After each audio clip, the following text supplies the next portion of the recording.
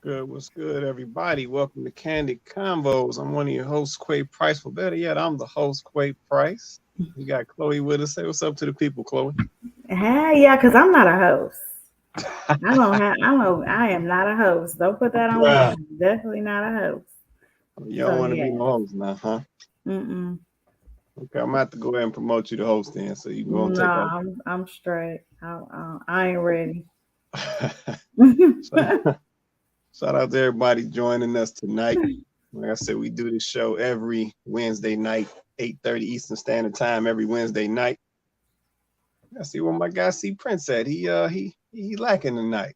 He'll be here. He probably on that CP time. Well, you know how they do. All right, let's say shout out to everybody joining us tonight. So I'm gonna drop the link for the panel up on the screen. So yeah, so here's the link for the panel. If you want to join us on the panel, get your face up on the screen or keep your face off the screen, however you want to do it. I've also got the link posted in all of the chat feeds, so you can catch it on the Quay Price page. You can catch it on the Candid Combos page as well. We on Facebook, we on YouTube, so definitely like, share, and subscribe. Spread the word. Bring a friend. Tell your buddies. Like I said, we're trying to get everybody to these conversations so that we can move us forward. Um, and like I said, just get folks together to converse about a lot of the issues that are going on, a lot of the topics that folks are scared to touch. Like I said, we're gonna touch them on this show. We don't run from anything. And tonight is no different. Let's say tonight, is an open night, which we call Let's Kick It. So feel free to drop a comment with a topic that you want to touch or discuss tonight. Also, you can join us on the panel, bring your topic to us. But tonight is wide open. So we are taking topics from anybody who's watching the show that they want to discuss. I know one of our longtime supporters, she had a topic as well. I'm not sure if she's watching this yet, but she had a topic as well that she wanted to discuss around these fellas. But I'll see if she'll pop on. I got a couple things I do want to touch just to get this going. Um, there's been a lot that has transpired, man, this week and last week. It's just a lot going on. Um, It if really you is. heard about, I think that was Dave Chappelle or something, doing a little comedy show or something. And somebody jumped up on the stage and tried to tackle him or some stuff like that. Something like that. I've only heard about it. I haven't really. I'm not following it, so I don't know.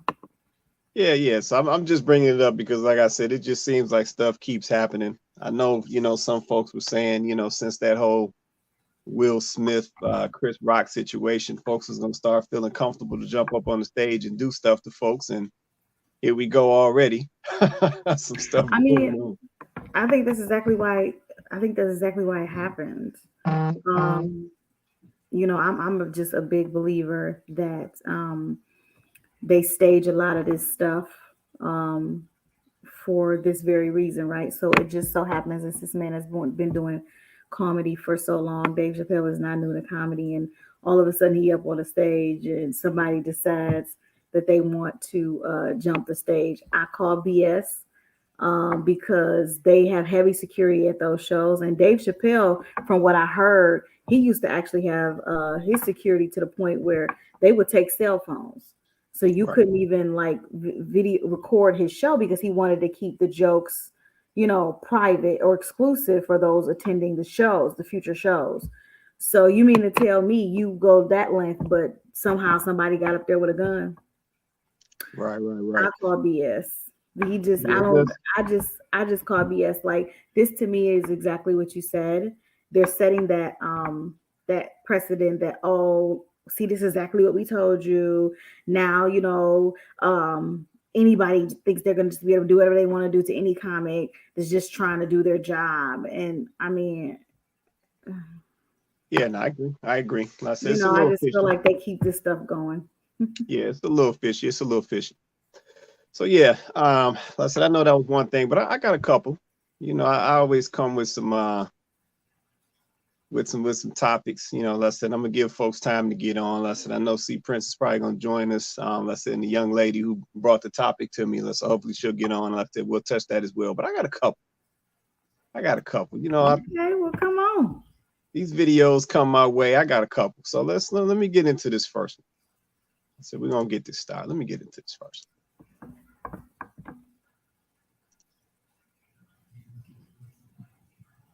You can't deal with a guy that got a job? Do you have a job, Jay? Yes. Okay, well, I cannot deal with you. The reason why I cannot deal She said it as a, like, it was like an option. Like, no, it's not an option, and that's what I was going to say. With respect to your girlfriend, that's not what she's not going to take it personally. Yeah, she don't. know I we can't working. take anybody that got a job either. That's why I said I would. I don't want nobody with a job because if we want to go to Jamaica to see your girl's family, and you can't because you got to go to your. When it comes, but you can't tell them like, oh, I gotta go to Jamaica tomorrow. True. Like you got to. No, but when it so you could just leave your job. I mean, anytime, like right, like you told us we had to push the time back because you didn't get off work till a certain time. Like that already is like a hassle. Okay. No, but that's a red flag. For me, no, it's not a red flag. But for me personally, because I know when a lot of people say, "Oh, I can't date a man with a job," a lot of people on the internet take it to offense. But me, Destiny, cannot date a man with a job. One, because I'm very spontaneous, and I need. Wait, Jay, before you get to leaning back and breaking the chair. What I'm saying is, and I also need a man to understand where I'm at in the moment that I'm at. Like, I probably will have a week where I work so much, and then I have a week where I don't work at all. You get what I'm saying? So as an entrepreneur, it's like, it's very up and down. And I just want somebody to understand the mental state that I'm in. Sometimes I get really, really depressed because I always have to show up for people. So then I'd be like, I want a man to be there to comfort me during that moment. I just feel like so you want a maid too? I don't want a maid. I want a man. All right. So that's the first one. So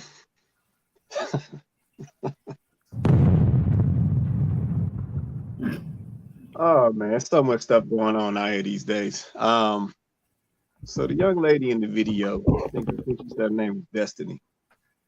She's talking about she can't date a man who has a job. And I'm trying to figure something out. What's good, C Prince? What's good, man? What's good, bro? I was running late. How y'all doing? That's right. You right on time. How you doing, man?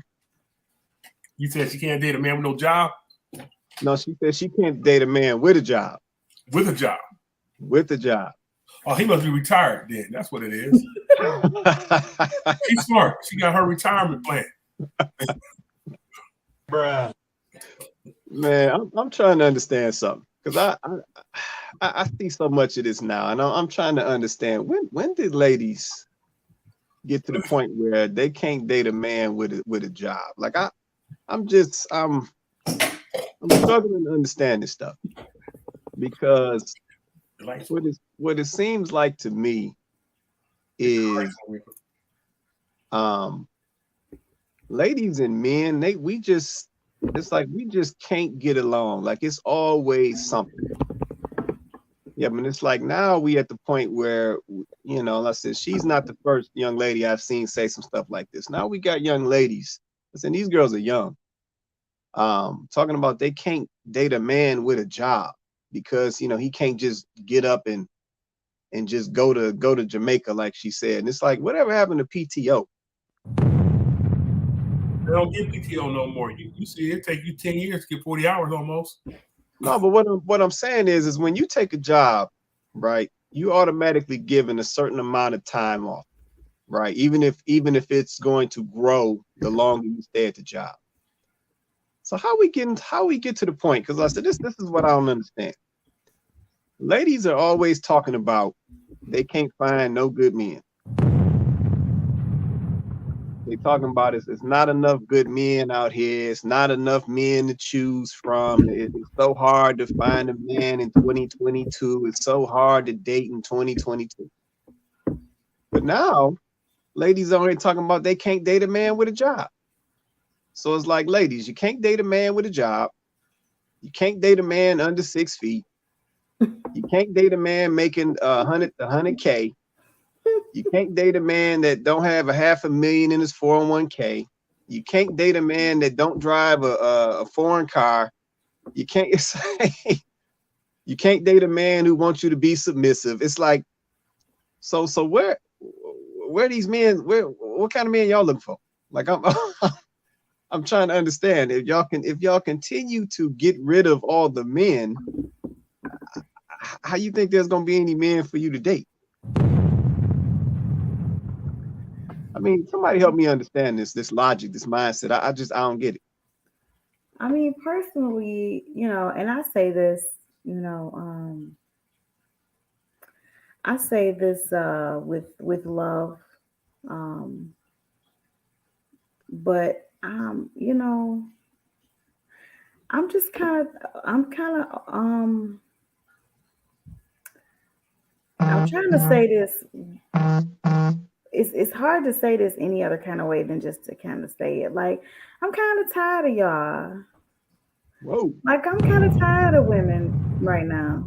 Like, I'm just over women. I probably should pass this topic of conversation to somebody else, because what old girl saying that mean? Pick somebody else. Because I'm on a 10. Like, I don't understand. I don't understand.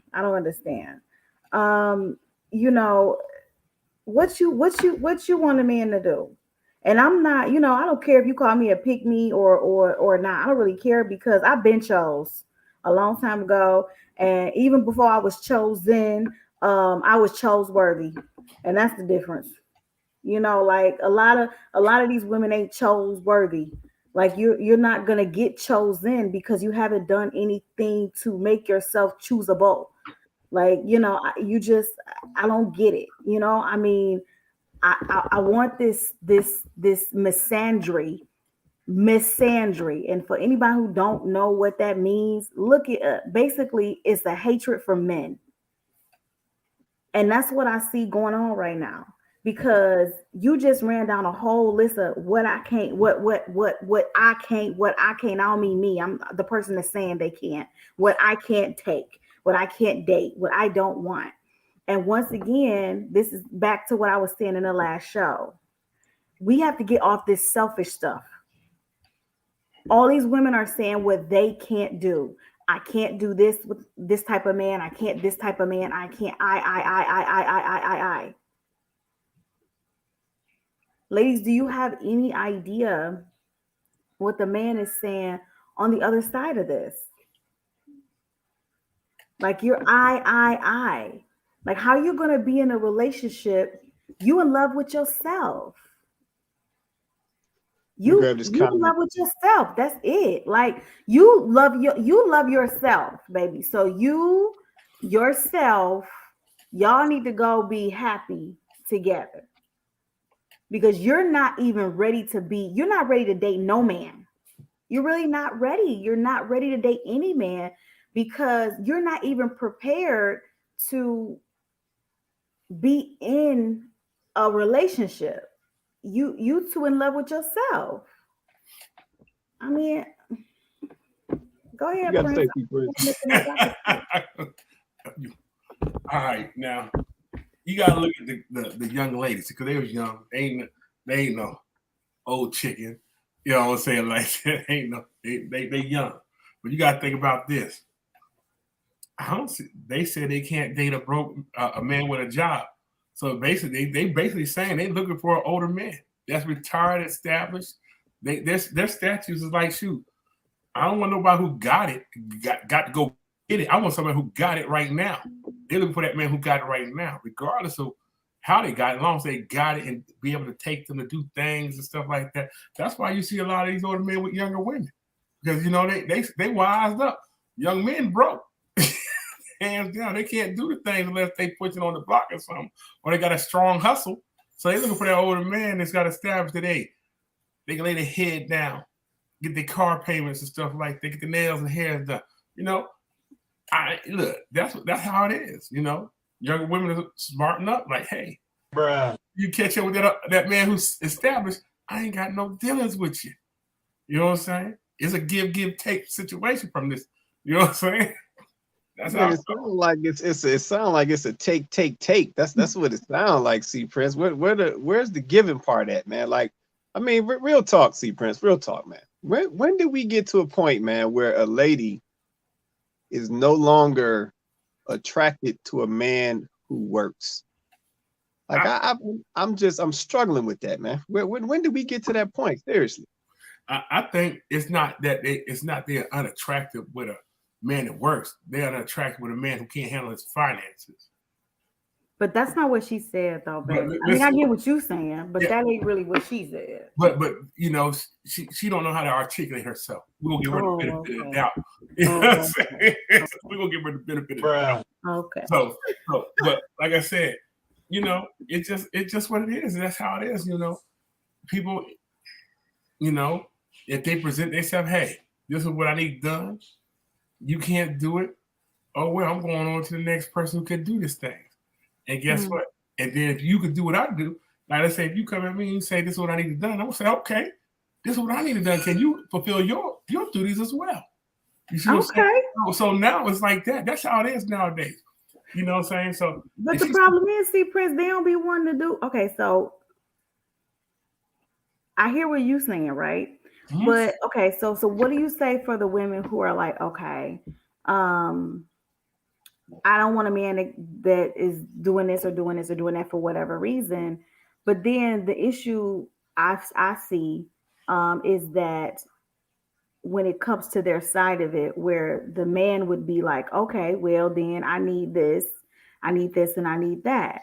Now, I can't speak for every woman. And I think one of the last comments was that there's a lot of generalizations being thrown around. Mm-hmm. I can only make generalizations based off of the topic, because obviously I don't know every single person in the world.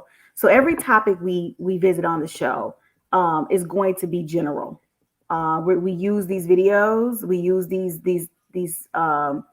excerpts or whatever we come across, and then we just talk about it. We're speaking about men and women in general because we can't speak for every individual. So if it doesn't apply, it doesn't apply. You know, it only applies to who it applies to. But what I'm seeing a lot of doesn't mean it's every woman. It's obviously not. But what I'm seeing a lot of is, you know, it feels like a hatred for men. It does, a pure dislike for the male species. Because, ladies, if we're honest with ourselves, we always going around talking about black men this, black men that. And a lot of it, not all of it, is negative. So what type of conclusions are we supposed to draw from that, right? And then to see Prince's point, it's one thing to say give and take, whereas I need this from a man, and then the man comes and says, okay, I can provide that, but then I need this from you. And what we're seeing is women coming to the table with their needs, which is not a bad thing, but then we see women not caring as much about what the man needs from his angle, or not really wanting to take his needs or concerns seriously, or not even, in some cases, not even asking him what he needs, because it really isn't about what he needs. It's about him meeting my needs. I see a lot of that. And that's what leads me to the conclusion that women just, their whole feelings about men is in a bad place. So I can't draw any other conclusions based off of that. It's what I'm seeing. Yeah, like I feel that. Shout out to our Rodney Lamar Page. You checking in from Lansing, Michigan. What's up with you, Rodney? And also shout out to I think that's L Mill for the comment earlier as well. We appreciate you joining us. And shout out to my guy KP Kevin Palmer. He said my dog Steve Prince, man. Steve Prince, you got fans out here, man. Look. I'm just thank you. Hey, I'm just saying like this, bro. We got to look at the world where it is at. You know what I'm saying? There's no such thing as it used to be 9 to 5 or 8 to 4, you want to say, type jobs. Now it's not. Get in where you fit in. Make your money how you make your money. And a lot of people want to have people who are flexible with their time. You know what I'm saying? Everybody talks about being an entrepreneur and stuff like that. So, it's a different realm. So a lot of these women, a lot of these people now are dating. They work from home, or they can work from where they at on vacations. They flexible in their schedule. So you got to think about it. A lot of them start to get a little flexibility so they can travel a lot more. Yeah, so if you're tied to a brick and mortar building, they don't want nothing to do with you. Yeah, but hold on, see, Prince. See, that's where the problem come in, right? So let me go in and touch this real quick since you made that point. So we got a lot of folks out here in 2022 claiming entrepreneur, and that mess is straight fugazi. Tell them about it. Yeah, everybody nowadays, an entrepreneur, sales is trash.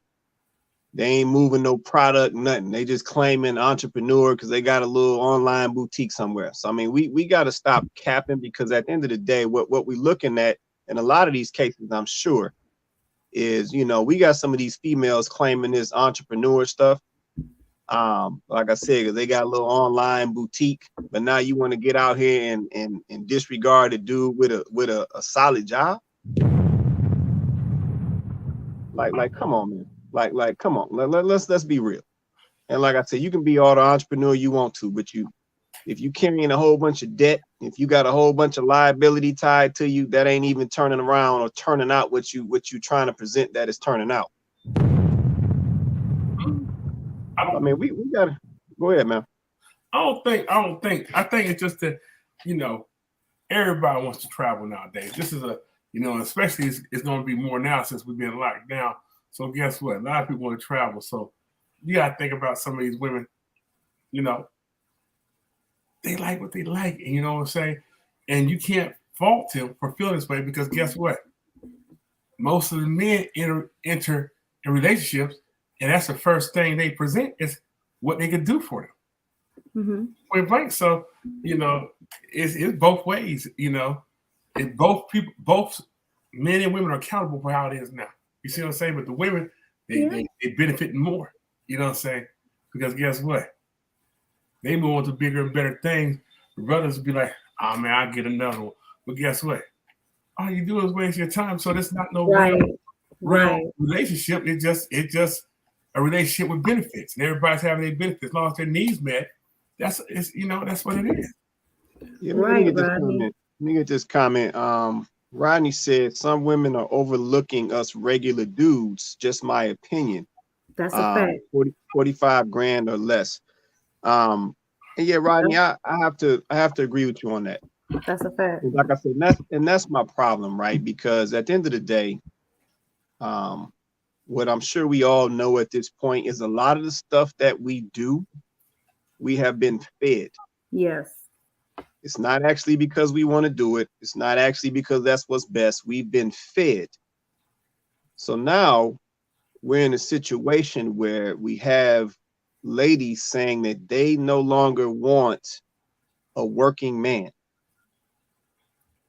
Like, I mean, some of this stuff just doesn't make any sense to me. Don't make no sense. And sometimes I wonder, is this stuff really what you want, or is this what you've been fed?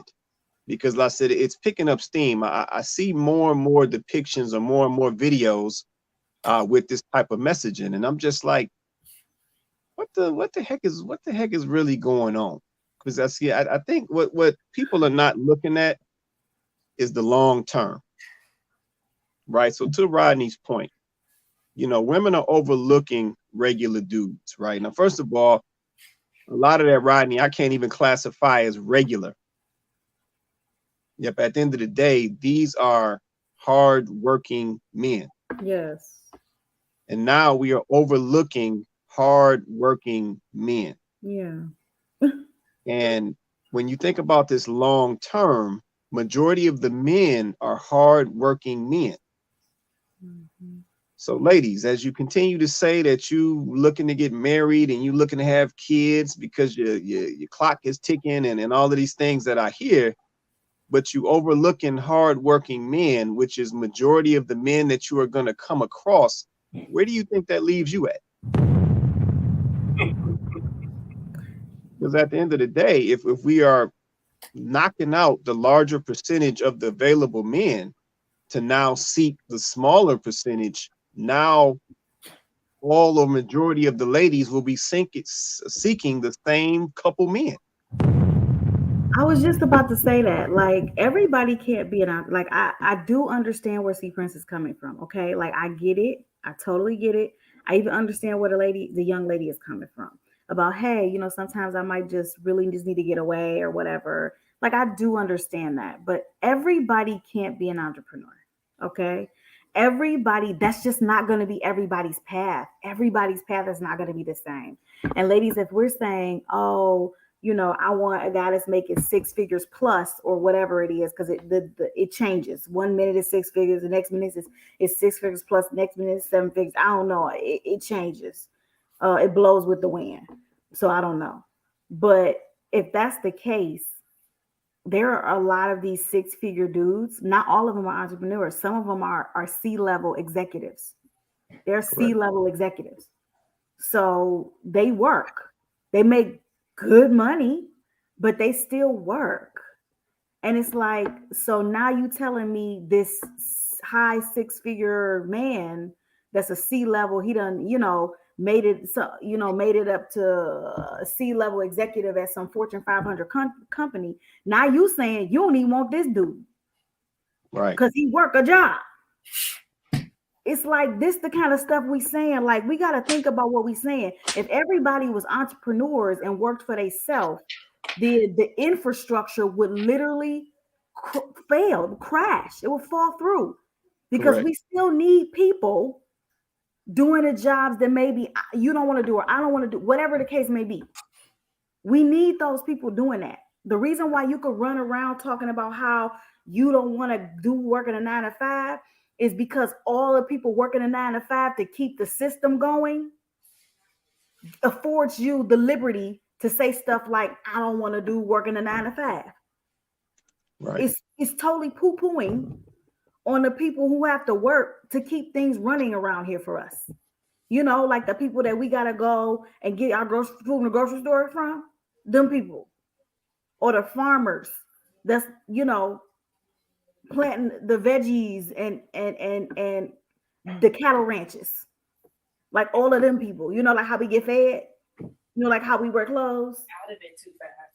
Like those types of things. It's like it's like, come on, y'all. Everybody's not going to be a lifestyle marketer, you know, all of this stuff you see. I mean, all of these online boutiques. I mean, it's so many of them. Like, everybody's not gonna do that or not be able to do that. Some people are gonna work and get paid well to do it. And now we're saying, well, I mean, that might be okay for somebody else, but you know, not for me, because I need to just pop up and go on a trip whenever I want to.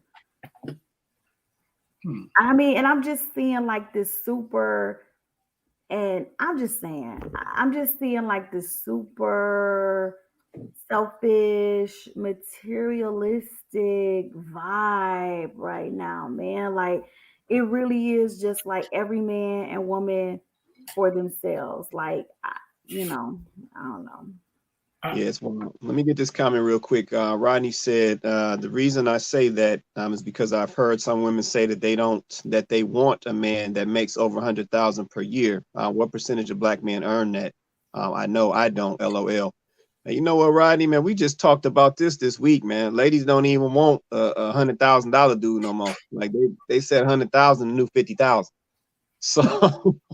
So they don't even want that no more, man. So, you know, a cat making 100,000, you know, he was doing a little something. Now the ladies talking about that's pennies.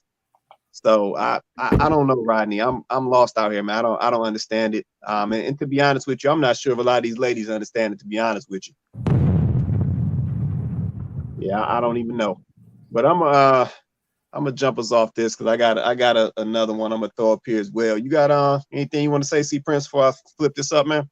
I just say it like this, you know, sometimes you gotta think about the working men. Sometimes they present themselves as the 6-figure man, you know what I'm saying? So guess what? They handicap themselves, not live within their means by presenting things and overdoing themselves, you know, saying I can get you this, I can do this, knowing that's putting them in debt, you know what I'm saying? So guess what? We built the women up to be like this, to be honest. Interesting. That's interesting. Okay, I'm gonna leave that right there. Yeah.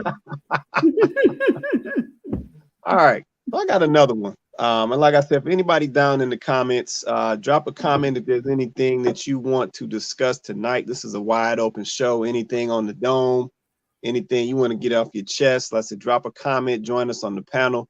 We're talking about a little everything tonight. But I got another one. So I saw a post this week from one of my guys. Yeah, so let me just throw this up. It's just something that I'm curious about myself. Let me just throw this up. All right. So I saw a post from one of my guys this week. And he was talking about the fact that, dudes shouldn't comment on some of these fellas, and this image on the background is Westbrook and Future at the Met Gala or whatever that was. And he was just saying that, dudes or straight dudes shouldn't comment on what these dudes wear and so forth. It's a little questionable for a dude to comment on this type of stuff. And then, there were some young ladies in the comments as well that said they like the Metro thing, so they don't see nothing wrong with it. There were some other ladies in there that commented that nobody should be commenting on these dudes other than their wife. So I wanted to ask this question. I said, since we're talking about it all tonight, I want to get in there. Yeah, Rodney. Yes, Rodney. I want to get in there. He also said, don't the Bible talk about cross-dress? Yeah, Rodney. Yes, it does. But I want to get into this. Should a man comment on what a man or another man wears? I want to get your thoughts on that. I got my feelings on it, and I as we get into this conversation real quick, but should a man be quiet about this type of stuff? Should he be vocal about this type of stuff? How y'all feeling? How y'all feeling on this? Or better yet, then the last question is, ladies, do y'all like this? Okay. So the first question, I can answer the second question real fast. No. This is not hot. You're not gonna, and this is my personal opinion, obviously, you're not gonna convince me that this is like fashion forward. You're not gonna convince me that like this is a vibe. I'm just a dude wearing a pleated skirt is never gonna be a vibe for me. I don't get it. He looked like a wizard. Like he looks, it's some real, just all wrong about it. Spiritually, it feels very dark, and I'm not with that. I'm a child of the light, so I don't really understand this. It looks like they're magicians or like warlocks or something. I don't really know, but no, it's the no for me to this type of attire. And since when is it? We everyone has opinions, right? Like, so since when is it anything? What does it say? Guess what I'm trying to say is, why does it say anything in particular about a person because they have an opinion, right? Like, it doesn't matter if it's a male or a female. Like, I should be able to share my opinion about something that I see or something that I hear. You should be able to voice your opinion. So why would it make you suspect because you have an opinion about something and it just so happens to be an opinion where you disagree? Like, I feel like that's the real issue. I feel like these days it's not that you have an opinion, it's when your opinion doesn't agree with the popular opinion, and then that's when it's a problem. Right. I feel that. You want to say anything, DC Prince? Are you good, man? I'm not even gonna comment on this stuff. You don't address foolishness. You know what I'm saying? you give it life. So I ain't got nothing to say about that. No, I got something to say, but just look at the picture. I ain't gotta say nothing else. Oh my God. Oh man. Well, you know what? I'm gonna say this. I can understand why somebody may say you shouldn't speak on it. I guess I can understand that. Hold on one sec. Right, Jeff. That's right. Yeah, and let me get this comment. I think this is right on. Society is continuing to try to feminize males. And Jeff, I appreciate that comment, man. That's really what this feels like to me. There definitely seems to be an initiative to get men in these skirts, these dresses, whatever you want to call them, pleated skirts, whatever. You know, I know a lot of this stuff comes through stylists, whatever a lot of these celebrities have. But I feel like this. I feel like dudes do need to speak up about it. And I'm gonna just be honest. I feel like men need to speak up about it, because at the end of the day, the men are the ones who are responsible for the village. The men are the ones that are responsible to set the tone. The men are the ones who are responsible to raise up strong sons. So I feel like when this type of stuff is going on, and this is the imagery that is being pushed and the movement that is being forced, I feel like if a man is in disagreement with it, he needs to speak up about it. And I'm going to leave it just like that. Yep, at the end of the day, men have to be vocal, regardless of what it is. And this is no different. So now I definitely do not feel like you should be quiet. You know, to be honest with you, I think that's a lot of our issue in current day.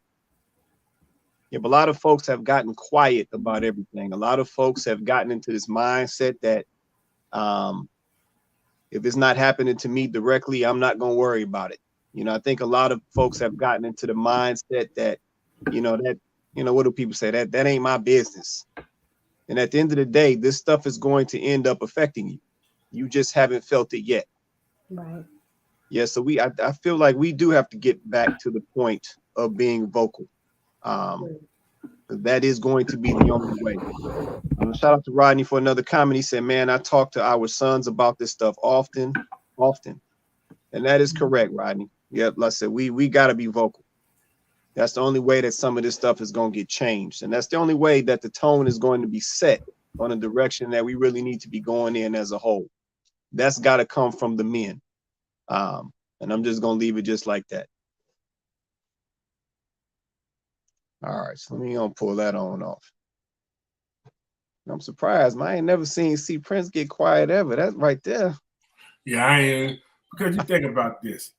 The more this has been going on for a long time, and the more you talk about it, the more it happens. The more you bring light to it, it happens more. So it's like they want this. They want attention. That's why they do it. So I'm not gonna give them attention. You know what? You can look foolish by yourself. I ain't got to tell you. You looked in the mirror before you went outside. And I know when he walked outside, he was like, I'm gonna get clown for this. So guess what? Keep it up, clown. Do what you want to do. There it is. There it is. All right. So I got I'm gonna keep them rolling. I got another one that got sent my way. I'm gonna put this one up as well. Like I said, I get a lot of videos. But I got another one here. We're gonna touch this one. Men don't want these independent, strong women. That doesn't draw me closer to you, because independent is the opposite of teammate. I'm dating you to see how well of a teammate you can be to me. I want somebody with an interdependent spirit. Somebody that's eager and looking for a teammate. Somebody that's been out in this world and be like, I don't want to do this by myself no more. Listen, I don't want to do this as a man. I don't want to do life no more by myself. I don't want to be independent no more. I want to be able to rely and trust on another human being. I want someone to help me carry the burdens and the joys of raising children, getting a home, dealing with life and its stresses. I want someone to come home to, someone to share things with. I don't want to be an independent man no more. I want a wife. So why would I be drawing closer to a woman that preaches and takes pride in being independent? Okay.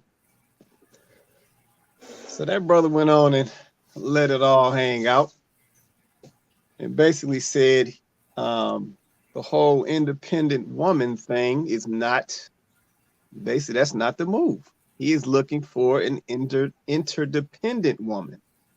Let's see how the audience takes this, because I feel like everything that he just said is gonna do this right over people's heads. And that's another generalization. It is, because obviously I don't know every single person, but I feel like it's gonna go just like this. All they gonna hear is, I don't want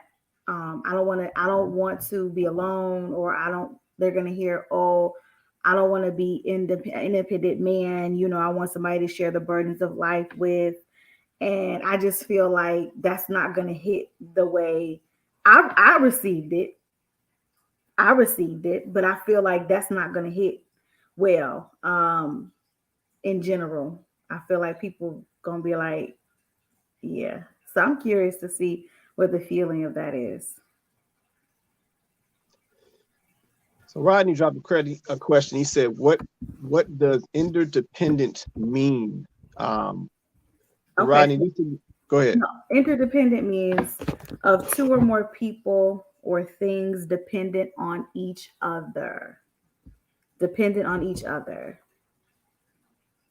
Okay, so that makes sense. See, Prince, I see you rubbing on the face, man. What? Go ahead, man. Listen to this. Independent women. I don't see nothing wrong with an independent woman. Might be selfish reasons, but I don't see nothing wrong with an independent woman. Because sometimes you don't want nobody laying next to you. You just want to get what you get and send them back home. You know what I'm saying? Or send them to their place. Understand that this is society. This is give and take sometimes. But you got to think about it.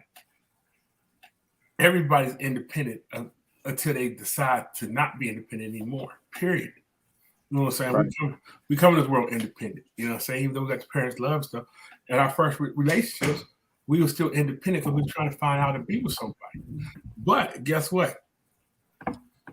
If you a man that wants to be in a relationship and you approach an independent woman and she tell you that, you the fool. Hands down, you the fool, because she told you she's independent. So you trying to get something that she's not going to give you. And vice versa for women. Men are independent too. So guess what? So it's not that they selfish. They like the lives they got. And they're only going to share it temporarily with somebody. That's it. And you're going to be that temporary fix until they don't want you there no more. So, I mean, everybody live their life they want to live. You want to be married? You want to be independent? You flip it. Huh. So see, Prince, you don't think that's selfish, man? I don't think it's selfish, because guess what? You know, because how are you going to be selfish if you say this is the life I want? You know, I want to be. You know, if you're gonna be a part of my life, you understand. I'm independent. I understand this. I'm gonna allow you to a point in my life. If you know that I told you that I'm independent, you continue to mess with me, that is, and you expect something more than me to be independent, that's your fault, because the terms has already been set. You know what I'm saying? Unless I come back and say, hey, this is now I don't want to be independent anymore. For real. The terms have been set. It's not selfish. It's selfish. No, I mean, I get what you're saying. Yeah, it's selfish. It's selfish to the people thinking that, hey, they can change that person. to become or want to be in a relationship. That's only set up apart is the person who was told that I'm independent, but you want to make me be in a relationship. I already told you that ain't happening. I don't see no I get it. I get it. I mean, he basically just saying if a woman is giving the I'm an independent woman energy, then that's not the one for you to be trying to couple up and make a relationship with, because she's already told you what she's about. So I don't disagree with that. I mean, I think that's exactly what's happening. I think that's why a lot of these independent women are alone. I think that's why. Because some dudes are like, hey, that's not that energy. That's not the energy I'm looking for. So. Okay, let me get this comment. Rodney said, my wife is beautiful, strong, and is a professor and director at Michigan State, but she allows me to be the head of the household, and she needs me in her life. I need her in my life also. And shout out to that, Rodney. I mean, I think that is what the brother is saying in the video. Right. And I think what he is trying to communicate is, once again, just like the young lady, in the first video that was talking about she can't date a working man. We have a lot of mindset changes that are being pushed, or a lot of, I almost want to call them agendas that are being pushed these days, right? And of course we have this huge initiative right now that is the strong, independent Black woman. That initiative is being pushed so heavily right now, right? And I think what the brother is saying is that is not, in so many words, if you are an independent woman and that is what you lead with, basically what he is saying is that he's looking for somebody to partner with. But if you are leading with a independent mindset or independent presentation, then that does not say you are looking to partner or be in a relationship. That basically says you can do it all by yourself, so why I need you? And the issue with that is once again, if the ladies are saying that they're looking for men or looking for relationships or looking to be married or looking to have children, if you have men out here who are telling you, essentially giving you the keys as to how to do that, because essentially what is being looked for or what is being sought from a lot of the males, then that's going to be a whole problem. And like I said, if that is how you are moving with this independent mindset, like you don't need nobody, and let me just say this, that whole independent mindset thing, it's not even accurate. Yeah, because at the end of the day, I mean, the way being human, I mean, you really can't go through the day without needing somebody. Yeah, so I'm not sure how we got all these folks walking around here talking about they don't need nobody for this, they independent, they do it all by themselves, they do it all on their own. That's not even accurate. Yep, that's not even accurate. Yeah, but I think, a lot of folks are talking that because at the end of the day, things are already in place. So they just overlook a lot of things. It's easy to say that you don't need nobody for this and don't need nobody that when you're not acknowledging what's actually been provided for you. It's easy to say that. But it's going to cause a whole problem. It's going to cause a whole problem as ladies are trying to seek men or trying to find husbands. Like I said, if you are only leading with this independent mindset, like that doesn't work. Yeah, but it just doesn't work. Go ahead, C. Prince. I think you got to look at it. There's two different type of independent women, Right. that we have to look at. You got the independent woman who is successful in doing her thing, and then you got the independent woman that have nothing to offer. That's not don't have nothing to offer. They're independent as a lifestyle. You know what I'm saying? I gotta chase that bag and stuff. They're independent. I need this and that, but also you gotta think about it. Being independent is not a bad thing. Because, like I said, a lot of people depend on somebody in a relationship and they get broken. But you got to be independent to a point in a relationship or not in a relationship. Hands down, you got to be independent. You got to have something for yourself.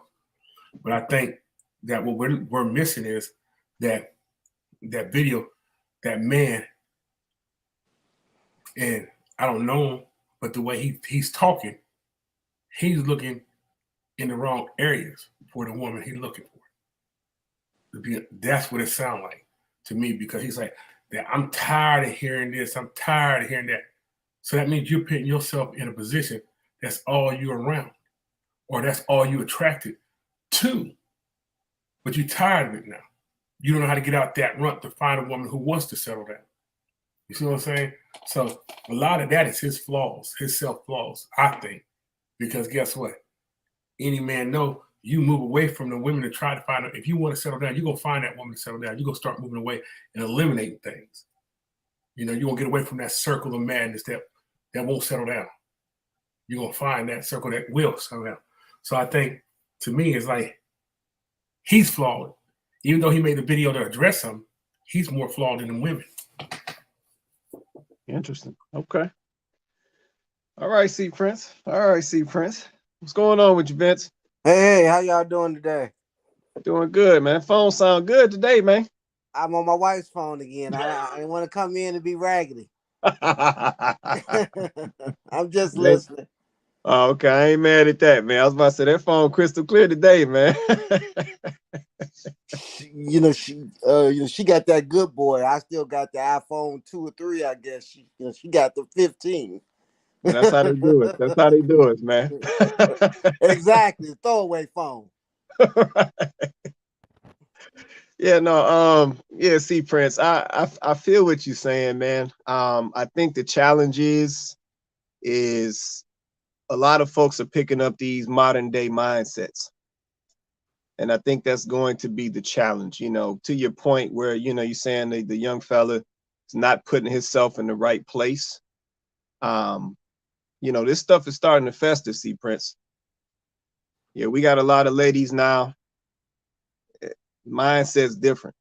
And like I said, I'm not going to let the fellas off the hook. Like I said, we got some fellas out here with some jacked up mindsets as well. But some of this stuff that we are absorbing now and trying to call it or make it normal, it's going to be our downfall, literally. Yep, literally. It's going to be our downfall. Yeah, because we are normalizing so much trash. If ladies don't want to date a man that work a job,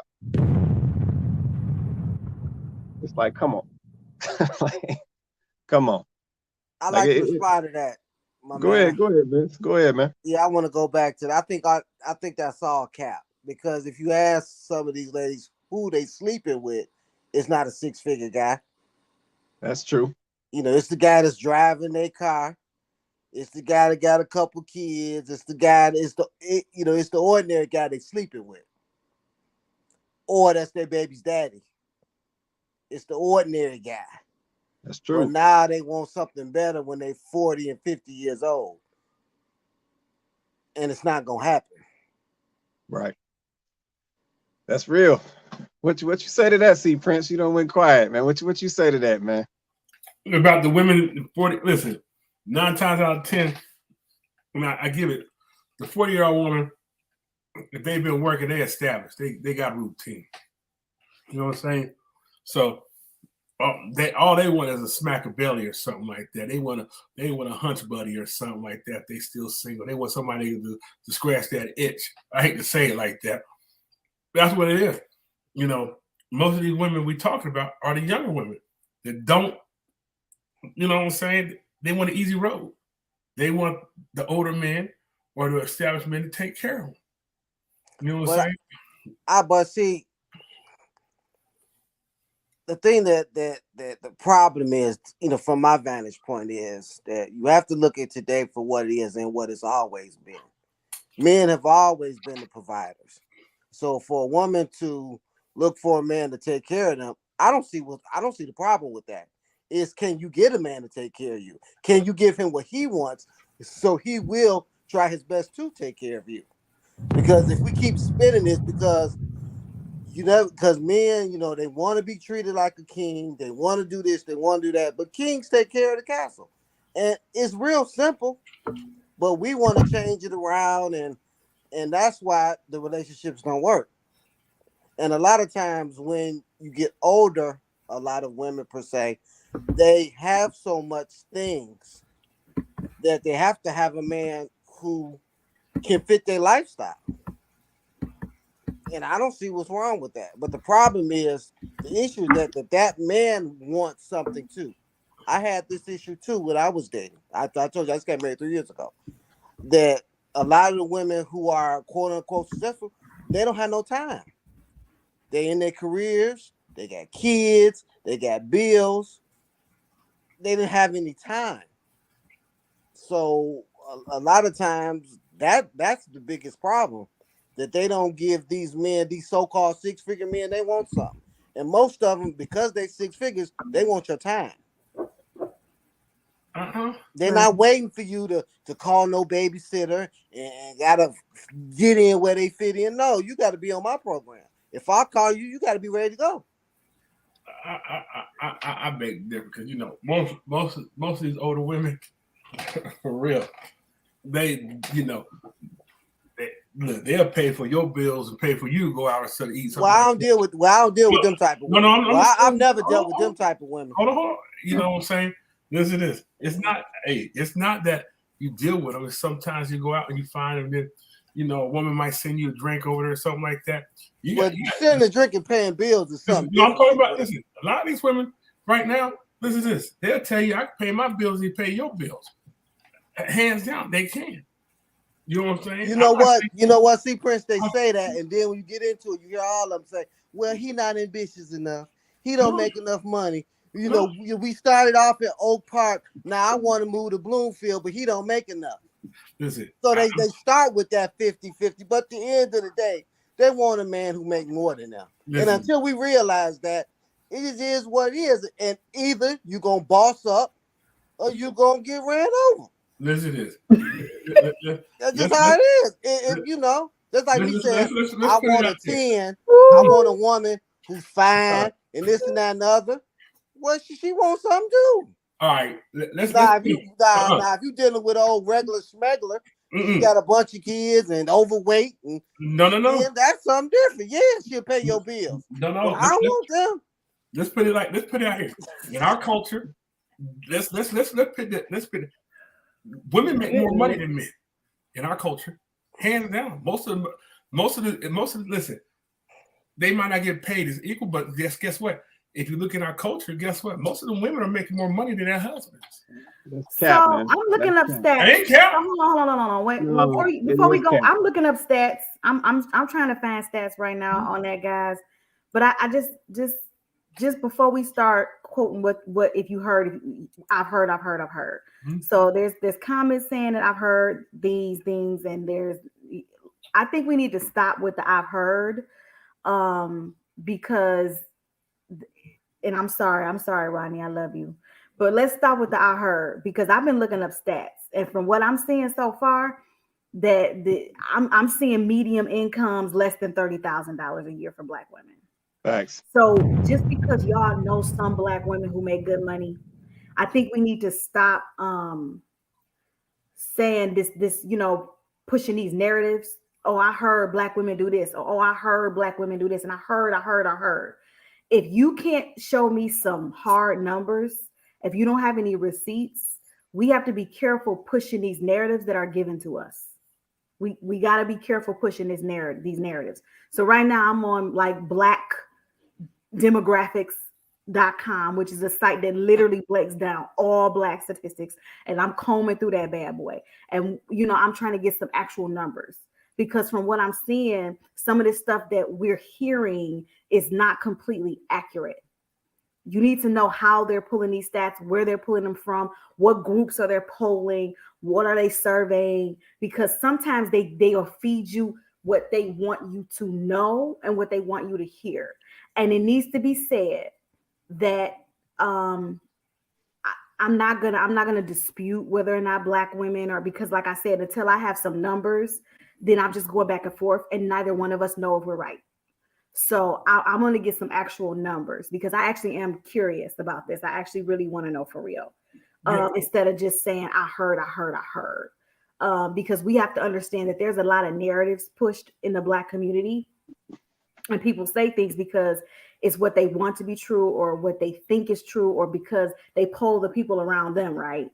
And they're like, well, all my girls, we work, we do this and we do this. So, but that doesn't make it real, right? That doesn't make it the right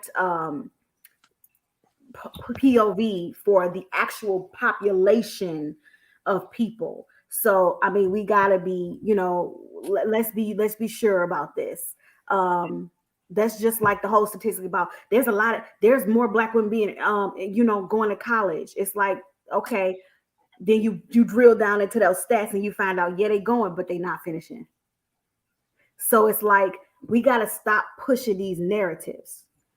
Just like I saw somebody in the comments, talking about codependency, right? So interdependent is what the gentleman said. He didn't say codependent. Correct. He said interdependent, right? Interdependent means you guys rely on each other. Now, that doesn't even mean you rely on each other for the same things. Mm-hmm. It just means you rely on each other. That's not the same as being a codependent. A codependent means somebody needs you and you want to be needed by that person. So they feed something in you and then you in exchange give them something. That's a toxic relationship to be in. So we're not talking codependency. We're talking interdependent, which is what most people want their marriages to be. Mm-hmm. You want to be in a relationship with somebody that you get something from them, they get something from you. It might not be the same exact things, but you're getting something that you need and they're getting something that they need. And you guys are supporting each other. It's a team. It's literally the definition of being a team. So we have to be careful when we say this stuff because we be talking a lot like as people, and I'm guilty of that too. I've said things out my mouth, repeating things that other people have said that I didn't even know if it was true or not. And we have to be careful about that because a lot of these narratives get spread in our community. And, I mean, for me, it's like if we want to do anything in 2022, let's normalize, being honest. Like if we can take the time to, some of the stuff that we doing online, it's like, why not take a couple extra minutes and actually educate ourselves on these things before we go out and start saying them. Like these women who are saying $100,000 is the new 50K.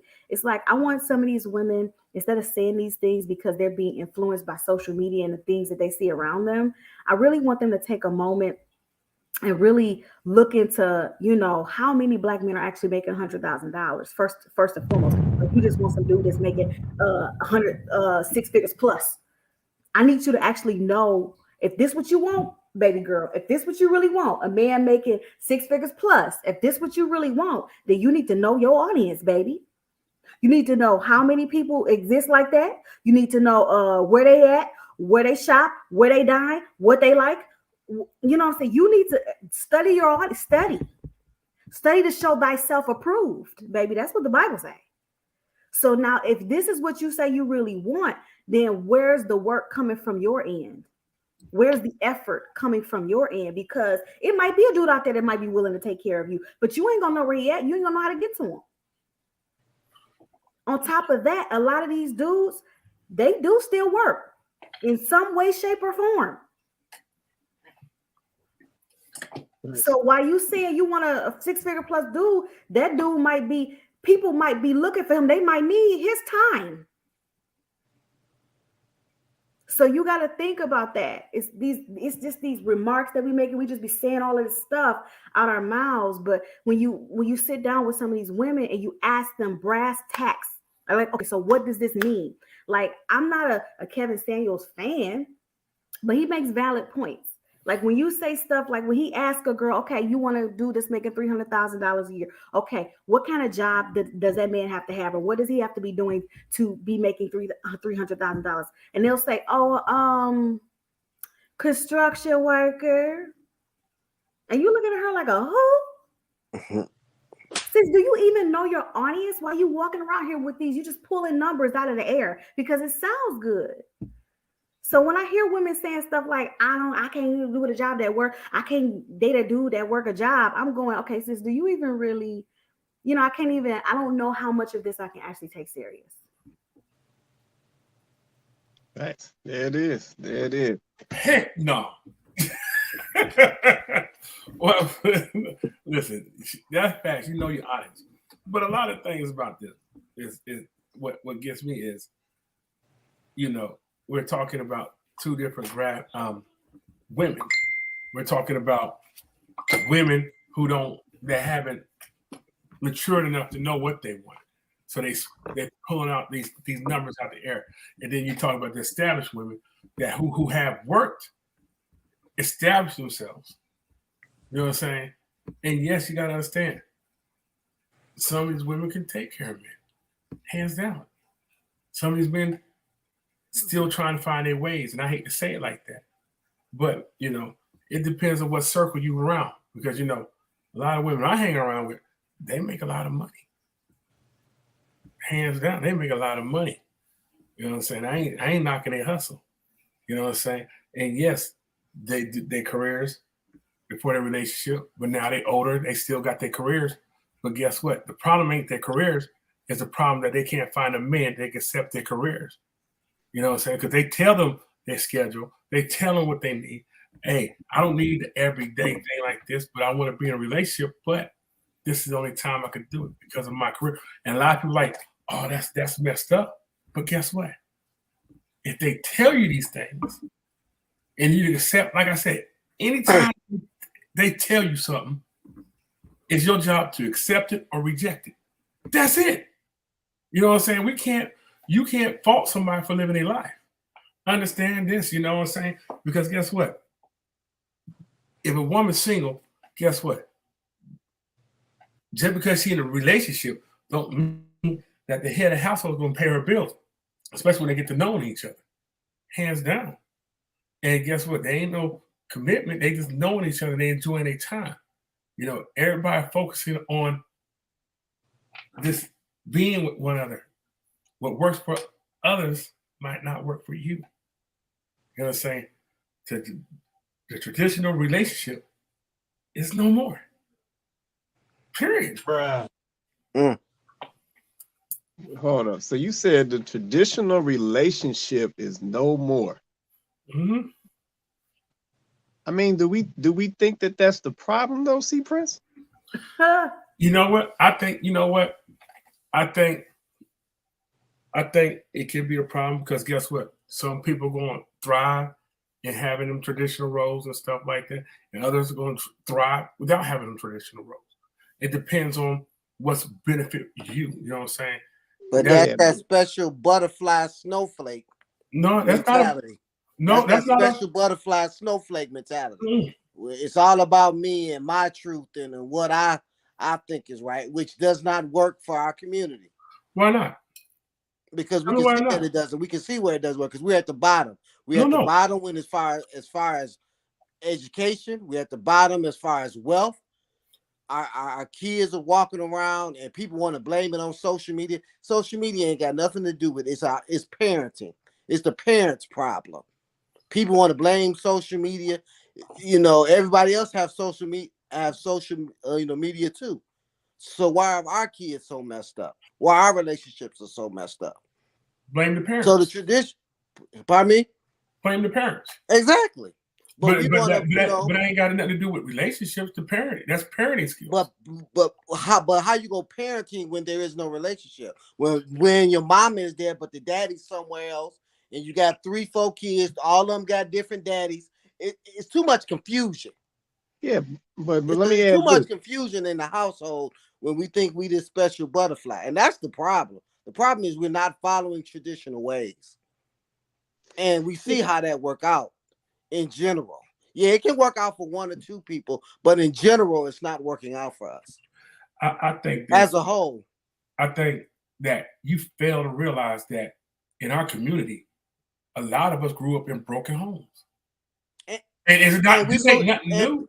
This is nothing new. And we keep and we perpetuate those broken homes. So who gonna stop it? No. Who gonna say, you know what? I came up in a broken home. My dad wasn't there. I'm gonna marry my wife, then have some kids, and at least try to set it up right. Yeah, everything's not perfect. There is no guarantees in this life. That's Right. understood. But I come from the thread of how you set up something is usually how your product is going to end. That doesn't mean it's going to be a guarantee. And I think that we want to say, well, that don't apply to me, and I'm gonna set it up somewhere different. But it doesn't work. This whole having kids without being married, setting up these fake families, it doesn't work for our community. It doesn't Right. work for any community. That's why we the bottom. Right. I think he missing the If thing. if It's you not, look at if you look at every other culture who's thriving and successful, they have a high rate of marriage. no, That's really the only difference. they have a high rate of community. That means marriage. That means marriage. Listen to That means Yeah. families. oh, It's no, the it does not. families. It does It's not. families. Listen to this, because guess Yeah. what? We grew up in the 70s. Don't. And guess what? There was a lot of single moms for 70s and 80s. And guess what? It was better parenting skills, and it was a better community. It wasn't because they was married. Don't sit there and say marriage, because guess what? A lot of our communities, it was tight. You had somebody down the street correcting you and stuff like that. So it was But better you know parenting why? skills. It wasn't the marriage. But you know why? Because we still like in our age, me, you, see Prince probably around the same age. Mhm. We still had respect for authority. We still have respect for our grandparents who were married for 50 years. You know, most people, when they say, well, who's the role that you have for marriage? Most people say they grandparents. They don't say they parents. They say these people married 50 years, those ones that got the respect. Big Mama got respect because she was married and she was about family. She wasn't about this independent thing, and Granddaddy wasn't either. Granddaddy was about family. He might have had something else going on, but he took care of his family too. And I'm saying that we want to sit up here and try to put a square peg in a round hole, and it does not work. Right. Yeah, I It think doesn't. that we have to remember that while I'm sure there were always some single parent homes, that the rates that we're seeing now are much higher than what you're talking about in the 70s. A lot of the reason why Black communities were able to thrive the way that they were is because they were built on the foundation of the family. There was a strong Black family unit. There was and I'll even say this. I'll go. You can feel this whatever way you want to feel about it. But there also was usually a strong spiritual or church foundation as well. If you look at some of the communities that they bombed, that they came in and displaced the people within that community that were strong, thriving Black. We had one here in Michigan. I mean, in Detroit. That they decided to run a freeway through. Like if you remember those communities where we actually had some self-sufficiency and we were actually doing well, there were families that made up those communities. There were Black businesses that were family owned that made up those communities.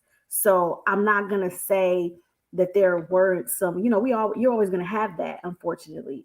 But what we're saying is it meant something. It meant something, right? Like everybody knew everybody. You're right. Like Vince said, if you walking down the street and neighbor number 3 heard that you was cutting up at school, you might get spanked by neighbor number 3 before you even get home. Mm-hmm. But neighbor number 3 knew you, knew your family, knew your mama. You know what I'm saying? Like it was like that.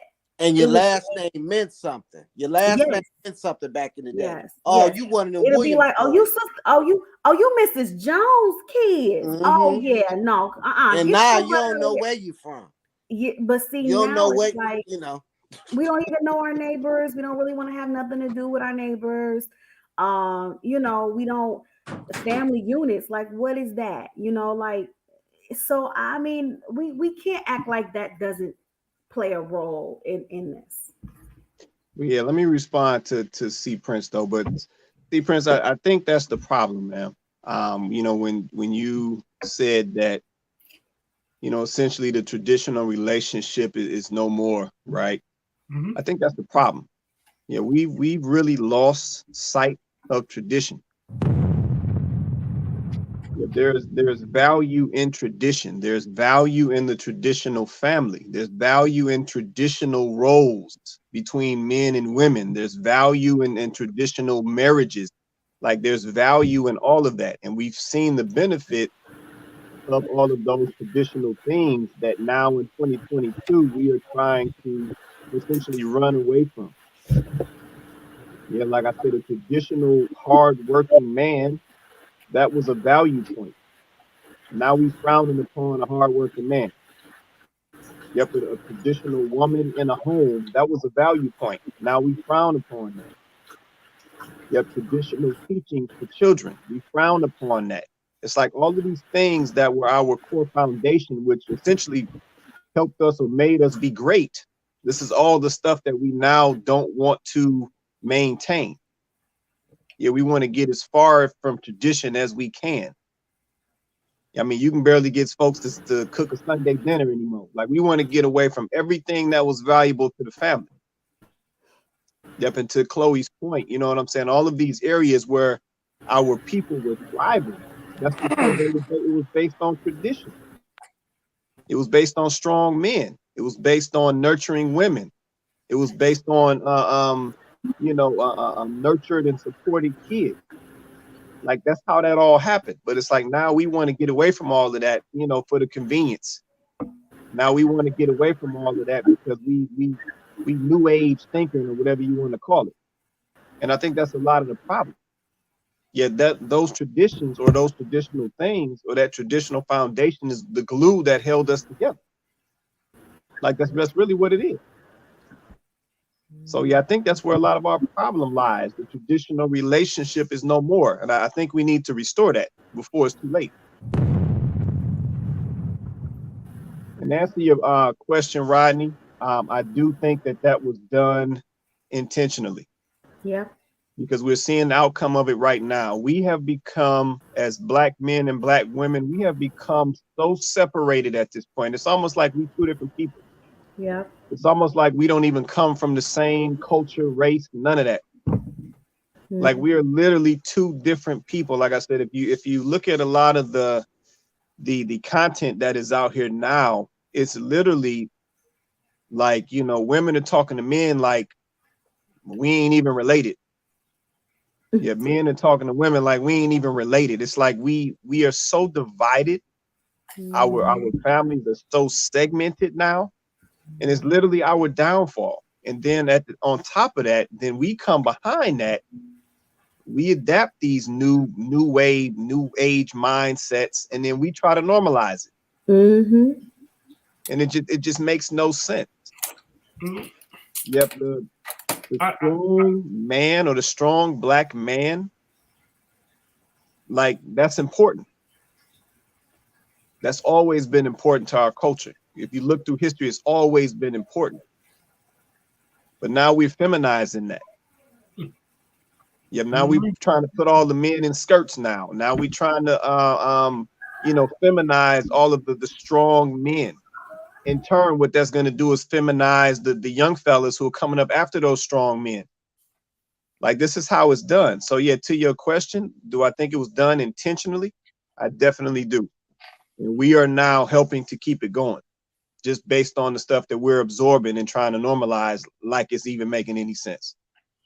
Like again, I'm gonna say like, I don't think we normalize. I just think we just don't teach our children no more.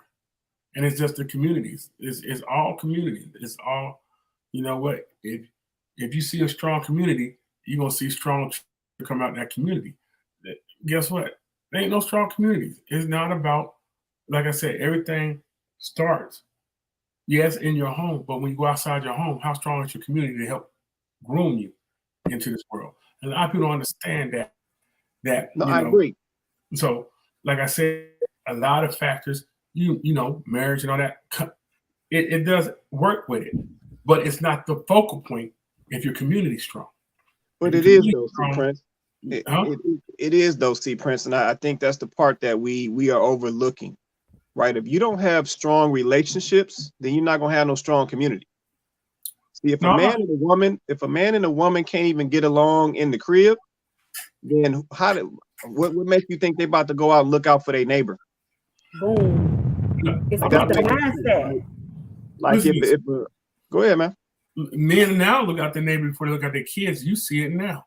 So guess what? That's what I'm saying. This is now. It's not about. It's about the person's moral standards, his moral convictions. Now this plays on power. If he's gonna take care of his seed, he's gonna take care of his community. It's gonna be a more moral issue. You know what I'm saying? And guess what? Because guess what? There's a lot of people who co-parent and they're not married, and they do good. They do good by their children. But like I'm saying, is this is more of a moral issue with our community. But see, Prince, the facts don't even validate what you say, because if you look at the poorest community, the worst school, the worst neighborhood is dominated by single women. I know even when I was, when I had my younger kids and they were in the DPS school system and I went to parent teachers conference, I could count on maybe 2 hands how many men I seen, fathers. But then I went to Bates Academy, and that's in Detroit, and I would say maybe 40% of those kids came from married homes. Then I came out here to Farmington Hills, and you have to have an appointment for parent teachers conferences, so many parents. And I would say 70% of them are married. So what you're saying is it doesn't really, the facts don't prove that. Listen, because people say you co-parent, yeah, and you can make $1 million and not graduate from high school. But I wouldn't do that. So yeah, it's special little circumstances, but we got to get beyond that and see what's going to work for the majority of people, not just for a few. And that co-parenting only works for a few. I don't know many people that co-parent very well because their relationship is not that good. If you didn't marry the woman, you probably don't get along with her. Or if she didn't marry you, you probably don't get along with her. So how you gonna co-parent? I'm gonna say this. That's going to be beneficial, and you can tell by our children. Our children don't want anything to do with marriage. They don't even think about marriage. They just have babies. They don't think about having a wife. They don't think about having a husband. They just have these babies and just try to figure it out. Well, once again, that goes back to the parenting. And I'm going to say like this. If you think about it, most kids, like you said, are having babies from parents that don't deal with each other. That's fine. You know what I'm saying? It's wrong, but it's fine. Because guess what? If you're a parent, you will teach your child how to be in a relationship, even though yours are not working. How you gonna teach him? How you gonna teach him if you don't know? How you gonna teach him if you don't know? Listen to this. That don't even make any sense. Listen to this. It do make sense because guess what? Sometimes you can teach your children by your failures. Hands down. No, it ain't always got to be successful. Wow. Because guess what? You learn more from failing than it being successful. Understand that.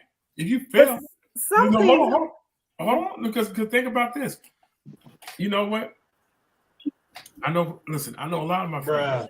No. I know a lot of my friends. Listen to this. I'm talking about my personal experience. Because like I said, it all deals on the maturity of the man. And that's it. If you're dealing with a person who's not comfortable and know what his responsibilities is, yes, he's not able to teach his son or daughter how to be something. Right. Understand this. So what you're talking about is people who's not mature enough to have children, even though they age appropriate, but they're not mature enough to have it. So guess what? Let me ask you a question. What's the purpose of children? If you're a Christian, what's the purpose of children? Hold on. Listen to this. Can you answer my question first? No. You tell me. Since we're gonna do what you want to do. If you're a Christian, what's the purpose of children? You tell me. You tell me since you proposed that. No, I asked you. I'm asking you what you think. I know what I think. I'm asking you what you think. Listen, maybe I'm not a Christian. So you tell me. That part. You go open your mouth. Tell me what a Christian child's supposed to do. I asked you, C. Oh, no. I mean, I'm looking at it like, why is it really different? I mean, is Christian or no Christian? Like, I mean, I know what I'm saying. He brought it up. I want to know. And you don't know? You don't know that? Tell me. Since you brought it up in the religious aspect, you tell me. I'm naive to it. You tell me. The purpose, to me, the purpose of children is to build your legacy, and it's supposed to be in marriage. Children are supposed to be conceived in marriage. And that should be everybody's opinion. To move the legacy forward. Children are not born because you want something to love. Because let's just be honest. A lot of us are just having sex. We're not even planning these kids. We just having sex. See, now I'm gonna see, Prince, let me finish. And I had to even look at myself. And it's a sad statement when I'm a 48-year-old man, and the first time I was having sex with my wife, who's now, was the only time I ever wanted her to get pregnant. I wasn't like, oh, I hope she don't get pregnant. Ooh, I hope this pill works.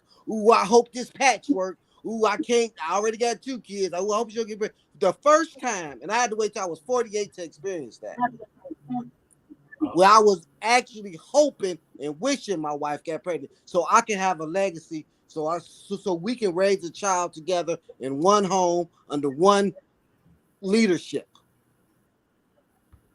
I wasn't just having sex. So a lot of these kids are just having sex. These people ain't talking about, oh yeah, I was having sex to have a child. We just having sex. All right, can I chime in for 1 second? And this is coming from somebody who worked with kids for over 20 years. I do agree that there should be this family structure, right? Because it takes a village to raise a child. Okay, that's true. That's an African proverb. So with that being said, I don't necessarily think that automatically equates to marriage. So when I say a family structure, that means that, as someone said earlier, yes, the neighbors are helping to chime in and raise the kids when necessary. The teachers are stepping up and doing what needs to be done when the parents are absent, all those things. I don't necessarily think that equates to necessarily a marriage. So I do back C Prince on that particular point, because we have to think about back in the day, as C Prince mentioned too, a lot of people came from broken homes back in the late 70s or 80s or whatever the case may be. And let's go a step further. Those marriages weren't necessarily healthy situations either. And then your kids are growing up seeing this unhealthy marriage, which is a bad situation too. And that's also toxic. So yes, the family, I don't want to be interrupted. Let me finish, please. So again, the family structure is what's important. But again, that doesn't necessarily mean a marriage, if you will. That's my 2 cents on that. So I do back you in some of your points that you were making, Secret. I'm going to say this, right? Because your point was, hey, kids are here to carry your name and stuff like that. I agree. But also, you got to wonder this. And I talk about the maturity of the men. I have never slept with a woman that I have not seen myself having a child with. So guess what? I never said, oh my God, I don't want to get pregnant or nothing like that. That talks about the purpose of what the man is doing. You see what I'm saying? So I don't never had that experience. So I can't relate to that. You know what I'm saying? Because my dad always told me, you sleep with somebody, might come out. So be careful who you sleep with. Real You see what I'm talk. saying? So that's my thing. And like I said, and I always tell people, you know, we got to remember, you know, that we always think that a woman has to have a ring on her finger to be married. Period. But guess what? That's not true. Because in that Bible that you'll talk about, it says the way she dress and carry herself, you know her to be married. It didn't say nothing about no ring. It did not say that. Y'all forget. I forgot to tell you, I got a background in the church. I just never talk about it. I come from the church. And you know, but I'm telling you, this is what I'm saying. There are common law marriages too, to your point also. Yes, and just the way the woman carry herself. She don't have to be legally married by contract. As long as they spiritually married. That's a piece of paper. People that go real high on marriage, that's a piece of paper. So you mean to tell me because you have a signed piece of paper, a contract that make you, you know what I'm saying, marriage and that makes you married in spirit or morals? Okay, that doesn't mean anything. Y'all capping. No, that's real talk. That's real talk. But y'all capping though. So let me say this, because this ain't even making sense. So when did y'all decide that y'all didn't want to be married? Let me go and put that question out there. When did y'all decide that y'all didn't want to be married and that you was okay having a kid without a husband? When did y'all decide that? I don't think nobody decided it. I think life happens. That's the problem. Period. No. No, I want to hear it. I mean, because guess what? Did you plan your kids? Did y'all sit there and say, I'm going to have these kids? Yeah, we did. You can say the time and date, I'm going to have this kid on this date. Well, you said, I would like to have kids, but you never planned them. So life happens. No. Life doesn't. Hold on. No. The reason why I'm calling cap, because we in 2022. Now I have ladies saying that we gonna do the man and the woman unmarried had a kid thing. And it's like, hold up. Now before we frowned upon that. Now in 2022, now we talking about that's okay. Now this whole time, you know, a lot of ladies, you know, have been talking about they want to be married before they had kids, they want to have a husband, all this and all of that. And I understand we keep talking about these situations, right? So stuff just be happening, right? So I understand that whole concept. But now we talking about we okay, we just want to have the kids and with a man, but we ain't gotta be married. Now it's like, come on, man, like y'all capping. I mean, is this the situation where you were with a dude and it didn't work out? Now you saying that? Like, is that the situation that we talking about? I mean, it's a lot of situations. It could have been where somebody was raped. But at the end of the day, I'm not going to judge. Period. No, it's not about a judge. But I'm saying, you keep saying when did people become okay with not being married? Maybe some people have always been okay with not being married. I mean, who are we to judge? It's people who are married miserably, whether they would admit it or not. People that are married very unhappy. So is that better than not being married? Like, come on now. So let's stop acting like just because we're married we're better or whatever. I really need to address this because here's the thing. Nobody ever said that you got to be married. Nobody ever said that married people are better than single people. Nobody ever said that every time somebody disagrees with something that means that it's a judgment. I'm trying to understand how we get to the point where a person having a opposing view of something that you are for automatically means it's a judgment. At the end of the day, my husband has made a point. You don't have to agree. But at the end of the day, when did it become, we're talking about a general population of people. When did it become okay. We normalized it. We normalized just being out here having babies. We're not talking about the person that got raped. That's obviously something that happened to them that they had no control over.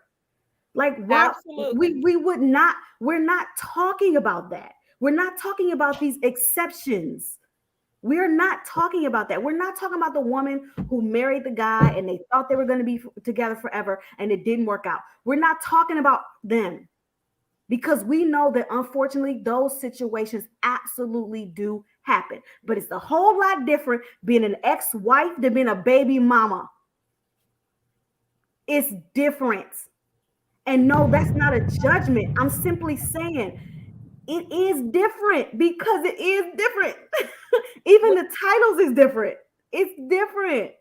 Well, So that's a little that's bit not necessarily a judgment. That's just stating a fact. It is different. well, It that's is a little bit different.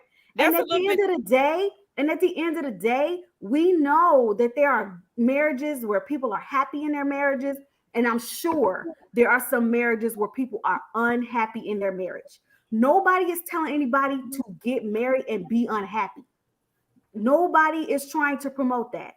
All we are simply saying is it is always a better situation to have a child in a situation where both parents are in that home together. Amen. For me personally, that is in a married scenario. Now, I understand that that's not popular opinion these days, but for me personally, that's always going to be in a marriage situation, because what we're not talking enough about is how those children feel in that scenario. We talk all day long topics about abortion and people should be able to do whatever they want, or topics about having kids out of wedlock. Like, what we don't talk about is the innocent voice in all of these situations. And that's always going to be that child, whether unborn in an abortion situation or a child that's been born into a situation that they would not have chosen for themselves. And I Married mean, or unmarried. this gets back, for me, this goes all the way back to it's this me mentality. In general, I'm not speaking for every person because I can't. In general, there's this me mentality that I'm seeing. Everybody is so about me, me, me, me, me. Can I What say works for me? What I need. And nobody's saying you should kick your feelings to the curb, but at the same time, it's a selfish mindset when we're not even thinking about the person that's going to be affected the most in these scenarios, which is the child. And that matters. It matters. So I'm not comfortable with or in agreement with the justifications that I see people try to make. Like, this is not about married people versus unmarried people. That's not what this is about, but it feels like it always turns into that. This is not about that. We need to get back to talking about the real issue, and that's these children, the kids. So when somebody is saying that, maybe they not speaking from their own personal feelings. Maybe they speaking from what the piece of that story that's being left out while we trying to justify our wants and what we want to see happen. It's like, I mean, it's unfortunate that it always has to turn into a versus battle when that's really the last thing that we should be doing. It's not a versus battle. If you are happy being single, then by all means, I'm happy for you. I want you to be happy where you are. Okay?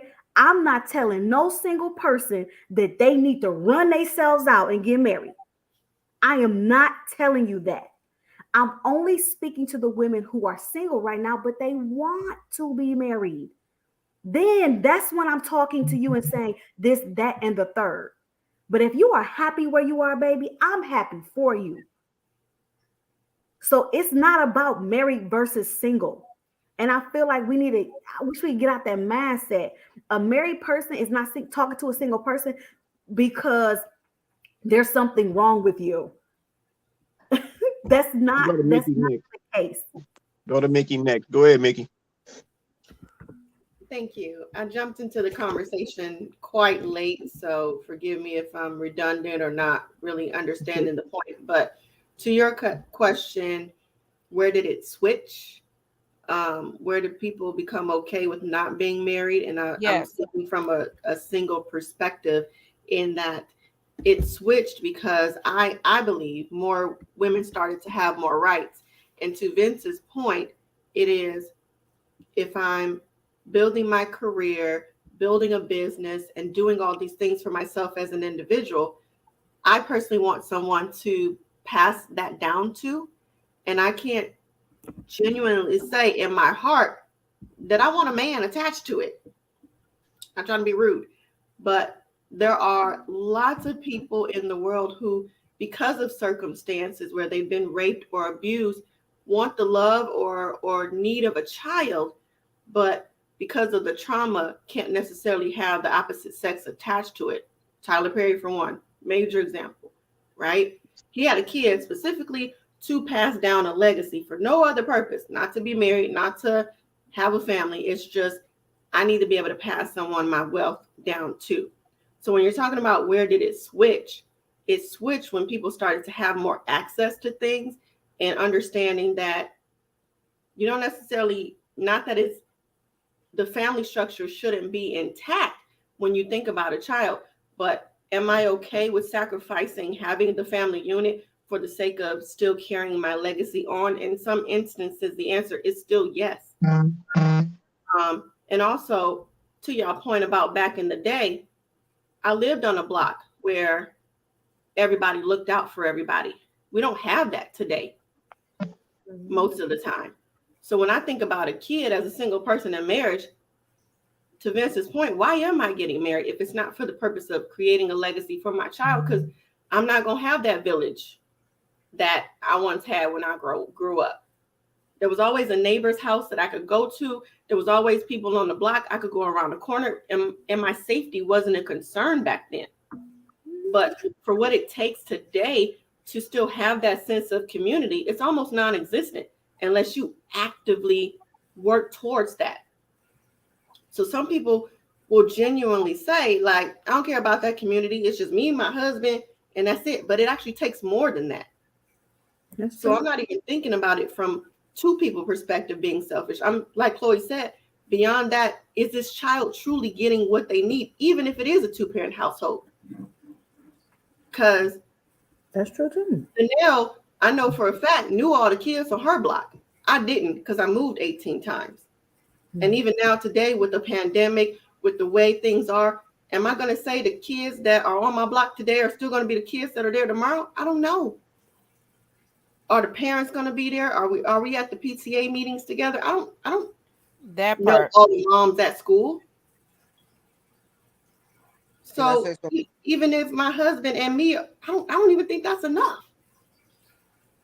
Yep. So so you're saying you don't know if you and the husband is enough, so then we're gonna go on into it without the husband.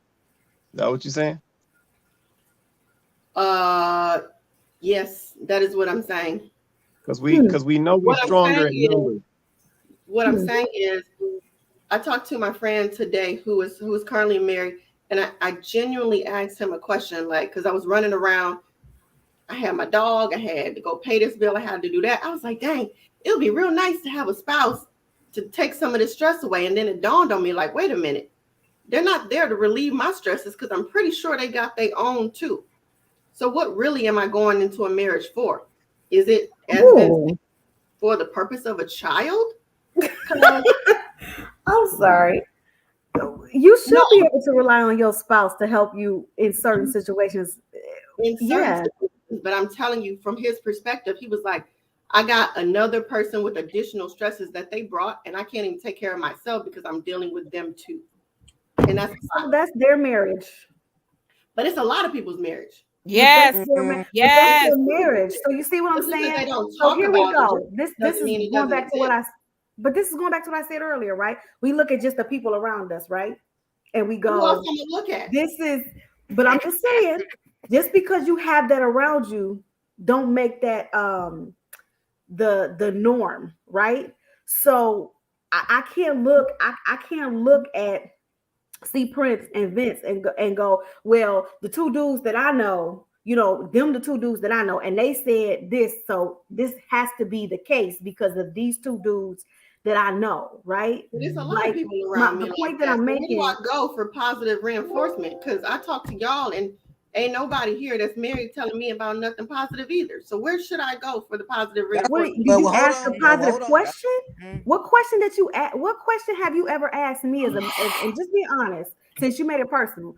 What question have you asked me of a positive nature? Like we've never even had that conversation. We've never even had an opportunity to be honest, that's to what have I that came conversation because the last time, since we gonna go there, the last time we even attempted to give any type of marital advice, you was in the comments telling people that you don't want to hear from married people because we out the game. So I mean, just being honest, Mickey, like for real, woman to woman, like I have no problem telling you anything. I've been a pretty open book on this show. Has always been, let me give you advice how to be, not how my marriage is. So to get a marriage to understand how right. I'm like, well, I'm giving you, I guess I call myself giving advice for where you are. If you want advice for where you trying to be, I'm not looking for advice. By all means, what positive reinforcement from what you already have. Okay, but okay, that's fair. That's fair. So then you have to be open to receiving that because sometimes what I feel is we start to have these conversations and there's a little bit of a wall that kind of goes up when we even broach the subjects of, okay, this is how I had to be, or this is where I had to come from, or this is what I had to present, or this is what I had to do.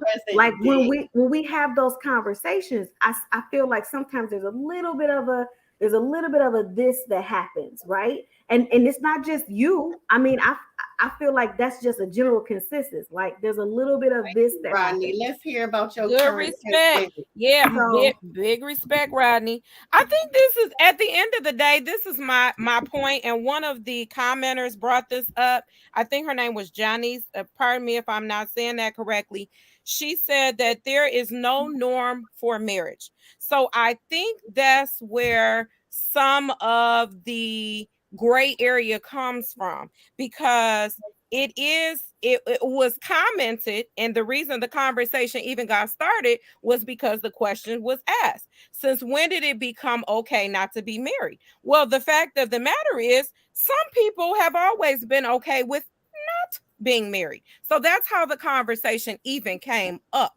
And that's how everything got started in terms of single or married even came about. But there is no norm, as Janice mentioned, in terms of marriage. So you're going to have good marriages, you're going to have bad marriages. When people speak of marriages in general, I don't think that always is necessarily a great, wonderful thing. I mean, there are good marriages and there are bad marriages. If you ever ask me, would I rather stay single and be happy or have a boyfriend or whatever the case may be, I would probably say yes if it's a good or happy situation. I would not want to ever be in a marriage that is not healthy or positive.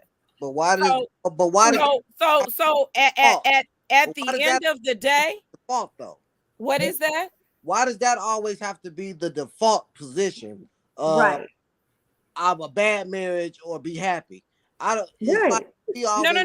Go to the default situation. No. I'm not speaking of a default situation. My point of the matter is that I think marriage gets put on this huge grand pedestal, and the only thing that I'm saying, and that's wonderful. If I think Rodney spoke, he said he had a great marriage, and big ups to you, Rodney. I appreciate that.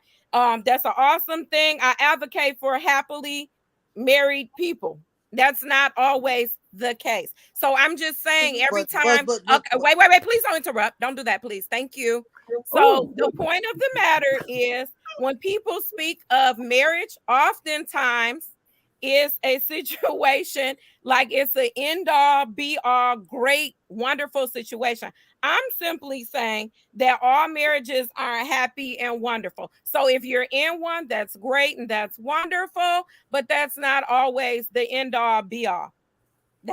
Okay, And that's not always a wonderful and great situation. Some people are in relationships or single and are better happy than those situations where people are married. That's all I'm saying. And then a commenter spoke of that too. He said that really your happiness should be within. You shouldn't even depend on another person to make you happy. You should be happy within yourself first anyway. Can I say something now? Go ahead, Vince. I'm done. Thank you. You may. Okay. The issue that I'm having is we apply that the marriage thing, but we don't apply it to our whole situation. There is no all or nothing. Nothing is guaranteed. So let's just put that out there. Nothing is guaranteed. But my issue with people is that they will say this, but we tell our children to go to school, get good grades, go to college, or go somewhere. We don't tell them, oh, just drop out and it still might work out for you. Even though we can, we push that, but we won't push the way it has worked for every other race of people. Marriage has worked. You cannot, it is worked for, and then we said, well, it's become, it changed when you have more options. White women have more options than anybody, and they're married at a much further clip than black women. And the divorce rate in general is high. Wait a minute, you just said I couldn't. Wow, you just said I couldn't interrupt you, but you just interrupted me. Thank you for the reminder. So you may continue.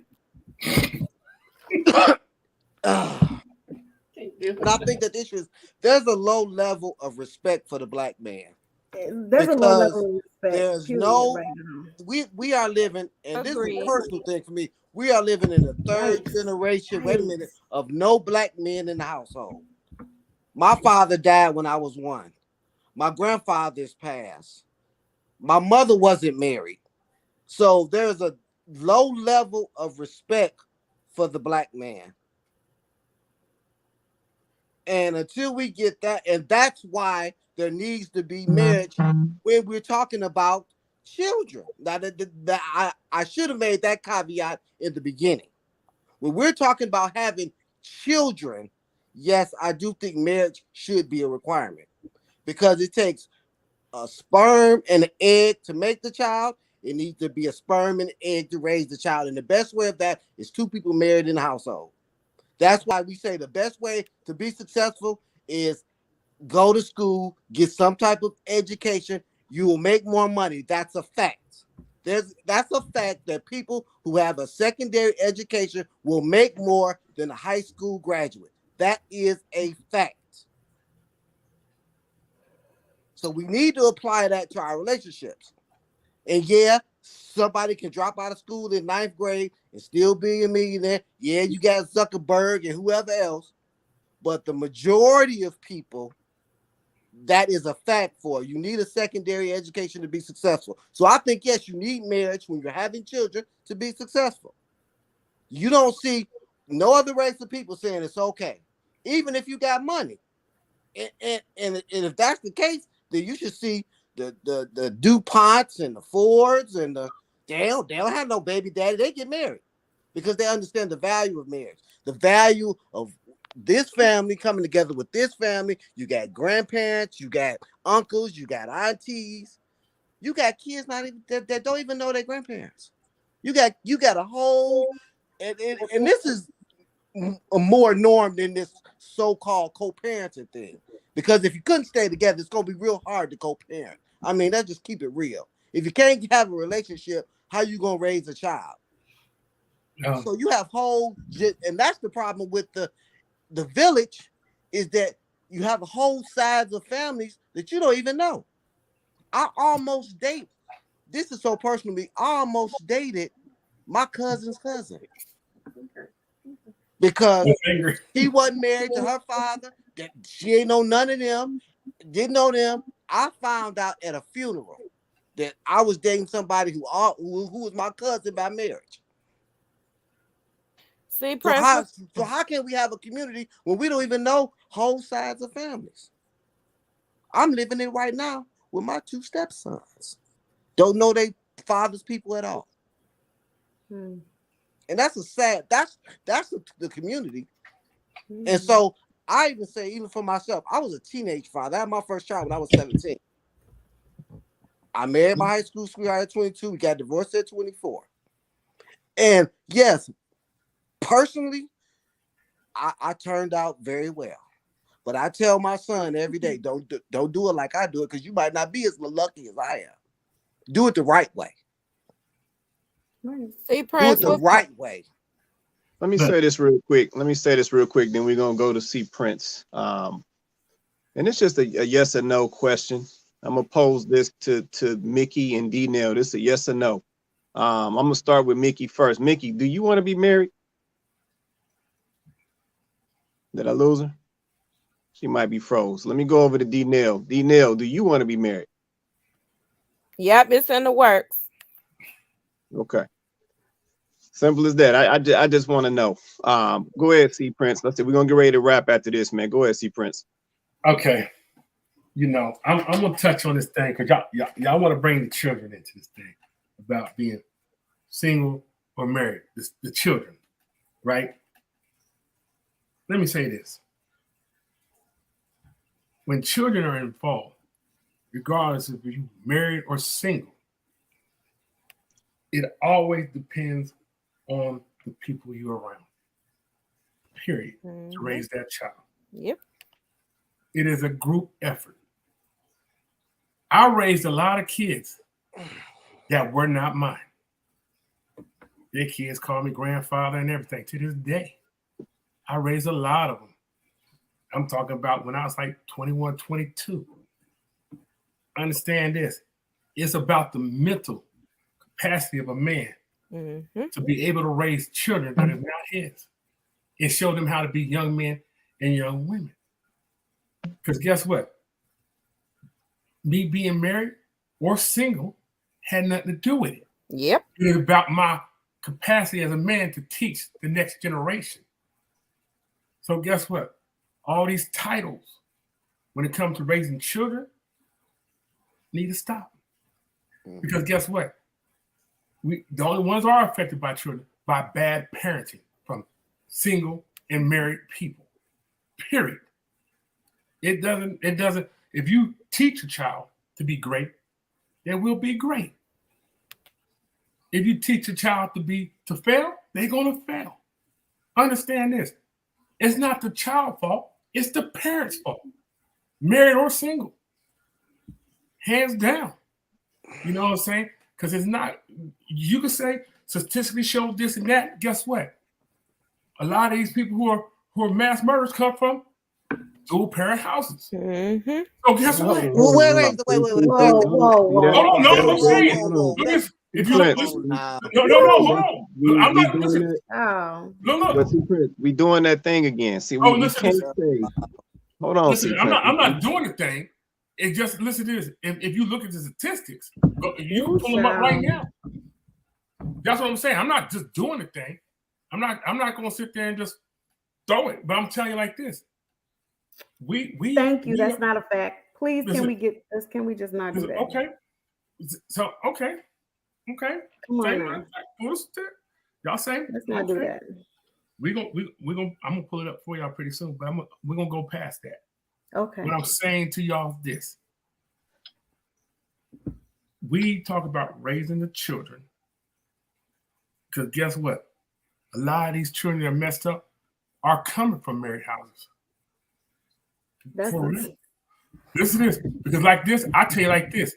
There's more children that I know. Because what? Y'all, listen to this. Y'all laugh. Guess what? I go to the projects every day. Right now. To this day. And I sit down and talk to young men and put them in programs. Ain't none of y'all can say that is in the program, probably. Can you? You talk to the choir all day long. But my actions speak for itself. I'm not here talking on the show. Tomorrow morning, guess what I'll be? Down in the projects with a young man with a pistol on his side, telling him, hey man, you can do better. Throwing up some gang signs and stuff like that. Y'all gonna be sitting here. Huh? And where's his father at, C Prince? It don't matter where his father's at. Yo, yeah, dude. Check this out. That's an excuse that a man gonna sit in his house say, where's his father at? I'm gonna say, hey, guess what? I don't care where your father at. Let me tell you how you can live better. See, you talk about being an activist on the couch. I don't be an activist in the streets. Well, so everybody, hold on. Everybody don't help their community. So I'm just saying. So everybody don't help their community in the same ways. Everybody don't do the same things. So I commend you for getting out in the streets and being in front of these young men and doing that. Like, I applaud you, because you're right. We need more stand-up guys to get in front of these young men and give them guidance. Everybody doesn't help in the same way. Everybody doesn't, do the same exact thing. It doesn't necessarily mean that their contribution isn't important. It doesn't mean that, what they contribute is not important. It doesn't mean that, volunteering and doing other things, we help in different ways. It might look different from person to person. And it doesn't discredit a person. It doesn't discredit a person's ability to speak on a subject, like just because they're not doing a specific thing, right? Like, just because they don't necessarily, and I'm speaking in general, not directing it at C Prince or anybody else. I'm speaking in general.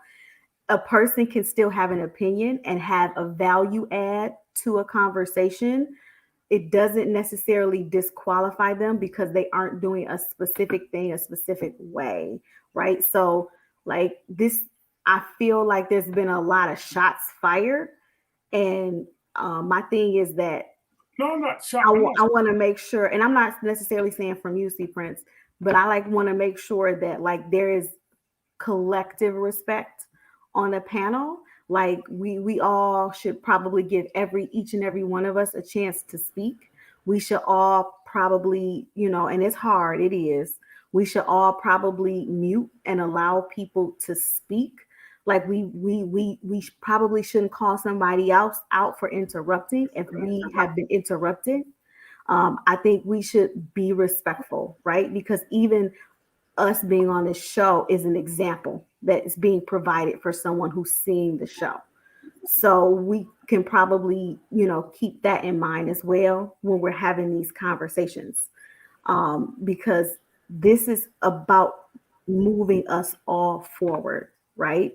And we are going to touch on a lot of topics, like Rodney said, like very sensitive topics that probably hit each and every one of us in different ways. So we want to be respectful of each person, so that they can have an opportunity to voice their opinion. And you don't have to agree, but there is only, I'm speaking because for me, it's I'm seeing it, and I only like to be a part of conversations that bear fruit. When the conversation stops bearing fruit, I don't even really want to be a part of it anymore. So that's why I'm saying it. But the truth is, that's like one host, and he's in the corner right here, one host. So we should probably be taking point from him, and we shouldn't be directing anybody else on the panel. I'm only saying something this one time. Y'all know I barely pull a wife card, but I'm speaking this time because I feel like it's getting a little disrespectful, and I just want to make sure that everybody maintain a square. No, it's not about, I ain't trying to disrespect nobody, but it's like this. When you speak and then somebody interject and then they pitch you and then you have to respond, not in a disrespectful manner. Understand this. Y'all gotta understand. I come from the street, hands down street. I could have been one of these young boys out in the street dying if it wasn't for somebody came and talked to me. Yeah, I was that little knucklehead with the pistol, throwing up gang signs and all that. Hands down, that was me. So I'm paying it forward. I'm not gonna forget who saved my life. So every time I go out this door, I don't care who it is. He might not know me, see me, but guess what? I'm gonna impose. Hey man, you ain't gotta live like that. You see what I'm saying? I got a lot of, and that's what I'm saying. That's why I raise these young men and stuff like that. I got grandchildren. My kids don't even have kids. For a fact. None of my kids got kids, but I got grandchildren. I got a lot of grandchildren. They want to come see me. But they want to see me when I was younger, when I was in them streets. You know what I'm saying? That's what I said. When you talk about the solution, and I feel like this, the solution can't be just conversation. You got to get out there. You really got to get out there. Because guess what? They don't see, listen. When you get in there and look at these kids, all you see is death. Hands down. That's all they think about is death. Period. You know what I'm saying? See, Prince, yeah, no, man. Let me just say this, just to clarify, man. So, what you were speaking of is what men do, right? So we are not discrediting, the men or you getting out face to face with these fellas, giving them that mentorship, giving them that protection, giving them that guidance for that matter. That's right. That's what we have to do. That's why I made the point earlier, with the visual of Westbrook and Future. Fellas got to speak up. Fellas got to set the tone on how these things need to go. So I'm not in any disagreement with that at all. So I'm in full support of what you're talking about right now. But I'm gonna be honest, see, Prince, we got some serious issues, man.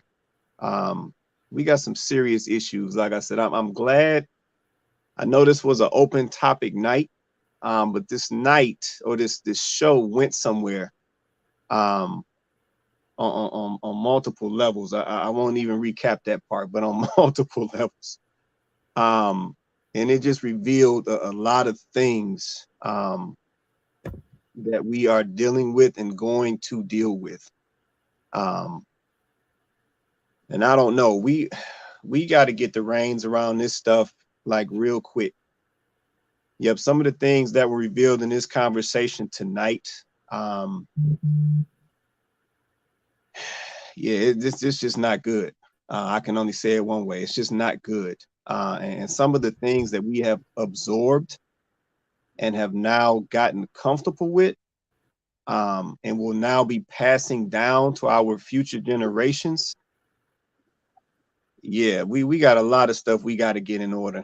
This is almost a part 2 type of scenario, just based on some of the conversations that we had tonight. But I'm going to say this because I said, I know we got to get ready to wrap. We way past. I'm going to say this. I am calling on all of the fellas that can hear me saying this. I'm calling on all the fellas. Fellas, we got mad work to do. We have mad work to do. Yeah, we got to get the reins around our children, especially our boys.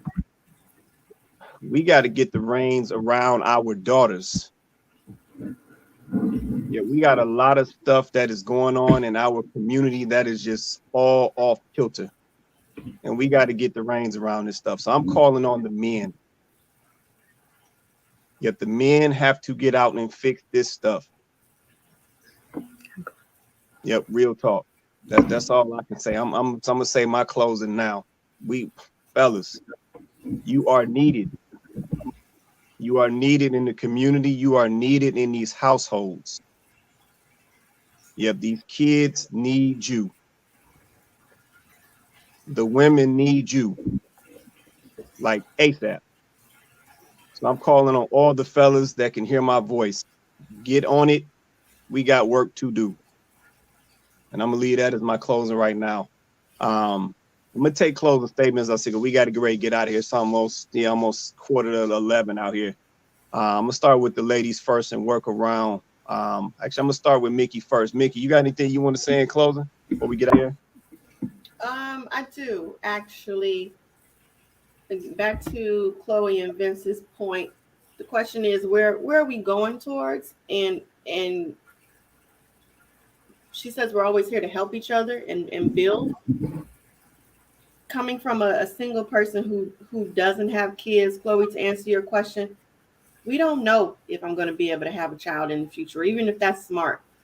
So I can gracefully bow out of the conversation knowing that it's about who's here now. Our kids today, like Vince said, the parents that have single family homes, the mothers and fathers that are already married. Let's fix that because that's here. I can make a choice and it doesn't affect anybody but me.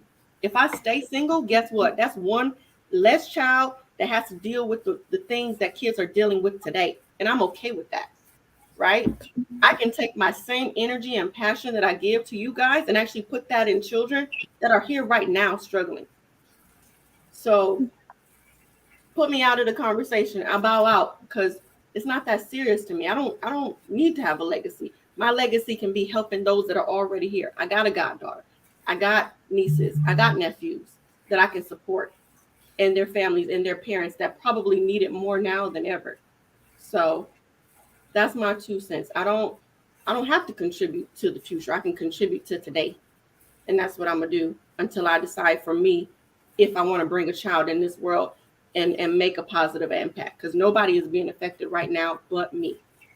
And that's my responsibility to the world, to the community, to my people, to not bring somebody else into toxicity.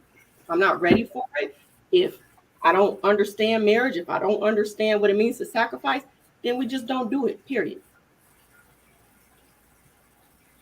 I feel that. Appreciate I that, respect Chloe. that, Mickey. I respect that. I got a question. Now I'm just curious to something. So Mickey, this is a hypothetical. If you did decide to have a child, you want a boy or a girl? I'm just curious. Both. I mean, yeah. Can't say both. You know you got to pick. Come on now. Do I? You were twins. Good. You say I will twins? I will take whatever the good Lord bless me with. Listen, I'm cool. Good Okay. answer. I appreciate that. I'll take that. All right, we're gonna slide over to D-Nell. D-Nell, you got anything you want to say in closing? I really respect what C Prince is doing for the kids in the community. Big ups to you for that. Talk is cheap, so I am glad that you are putting action um, into what's going on, um, and I just appreciate it. So that's what I have to say. Keep doing what you're doing. Love it. All right, no, we appreciate that, D-Nell. Chloe, you got anything you want to say in closing? Yeah. I want to say I appreciate the real honest conversation. Real honest conversation is not always going to be fun. It might get uncomfortable. It might get awkward. People's feelings might get hurt, triggered. That's real, genuine, honest conversation. We can't affect any kind of change if we're not willing to go there, right? Like I appreciate Mickey calling me to the mat. That's what you're supposed to do. That's what you're supposed to do. If I'm gonna come on a show and put my face on a platform and state my claim of what I am or who I am, then people should be able to hold me accountable for that. Like you're supposed to be able to hold me accountable. I'm supposed to stand on my word. It's supposed to be true. So I really don't have no problem with that. And when I say that I am here and I say that, I want people to be able to, reach out to me and use me as a resource, I mean that. I'm not saying that because it sounds cute. Like I really mean that. Like I put myself into these shows. I share personal information on these shows because I'm hoping that maybe it might help somebody. I'm not here just for funsies. Like I'm really here trying to, affect some type of change, plant a seed or something, because not all of us can be in the streets. I too respect what C Prince is doing, and we need a whole lot more C Princes. But the truth of the matter is, not everybody can be in the streets. Everybody can't be in the face of another youth person. Some people have to reach them however they can. Some people donate. Some people volunteer in other ways. Some people give their time. So I just wanted to make sure, like I said earlier, that we don't discredit any of the work that anyone is doing. Because the truth of the matter is, we don't know what the next person has done. We don't know what they've given. We don't know what they've sacrificed. We have no idea. So I want to applaud anybody who is doing anything or taking any of their time or money or efforts to help the community in any way, because it's all equally as important. And then also, and I'll land after this, but I also want to speak to the ladies too. For me personally, when I talk to other women, and that doesn't mean that this is every woman, it obviously isn't, but some of the conversations that I have been a part of or been blessed to be a part of, or interactions that I've witnessed, for me, just like, Quay talked to the men, like I would like to talk to the women, like, as ladies, we really need to make sure that we are just exercising a certain amount of respect, and consideration. I feel like sometimes, like, I see a lack of that. Like, women, when it comes to women interacting with other women, or women interacting with men, the aggressiveness is on a whole nother level, and I really don't know where that's coming from or why. But it's not productive. It doesn't really help us get anything done. Like, just like the men have some things that they clearly need to work on, ladies, we have to be accountable for our behavior too, and understand that our stuff stank too. Like, there's some things we need to change. And one big thing is we so freaking negative. Like, where is that coming from? My God. Like, we so negative. But then we'll turn around and call a man toxic with the quickness. But lady, are we really looking at ourselves and like how we interact? Like, I think, it's one thing for us to have an opinion, as we should. And I hear sis right here, women climbing the ladder. My thing is it's one thing to be aggressive in business, but don't you have that does not apply to every scenario. Like, I think she's right. Like, women are bringing that aggression into their relationships. They're bringing it into raising their kids. And, maybe we need to take a look at that. Maybe that's a topic of conversation for the show, because don't bring that into your relationship. A man don't want that.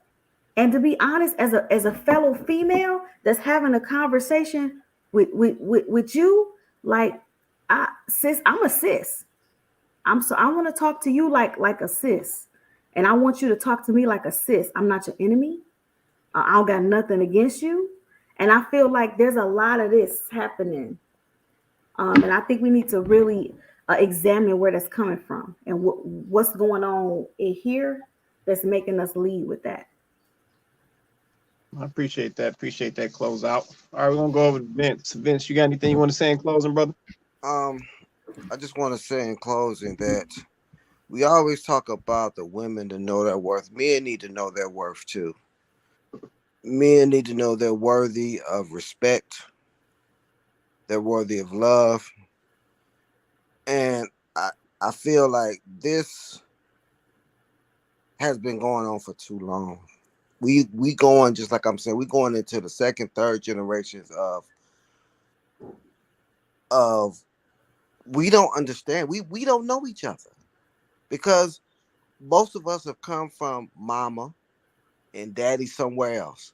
So many women don't understand the real love of a man until they become a teenager, and that man wants something from them. And this aggression and this disrespect is just rampant, and it's sad. And I'm emotional about this because, I come from a single mother. I never had my father. My father died when I was 1. I was a teenage parent, 17 years old, married, divorced. So I've been through a lot of things. I'm not talking for just somebody standing on the sideline. And to see Princess comeback, I work in the mental health field. That's what my family does. That's what I did for 40 years in the 39 years in the mental health field. So I'm on the front lines too, my brother. So just because I'm in the basement don't mean I'm not out there. So, and then I also think that we have to hold ourselves accountable. And I tell my grown children, No, you were not a mistake, but I should have planned it a little bit more different. And I want you to plan it a little bit more different. And there's nothing wrong with saying that. It doesn't mean that your children are a mistake or they shouldn't be here, but I just want them to plan it a little different. Your life don't have to be as hard as mine was. It was hard seeing my kids on the weekend, and then they moved to another state. And I can see now that I've done things totally different, the effect of now I can't even understand how I was away from. I'm with my daughter every single day. Every single day. And I can't even imagine now that I wasn't with my other children every single day. Every single night, I'm there to kiss my daughter goodnight. Not just on the weekend, not just during the summer, not just when her mama let me get her. And I can, and now I understand how.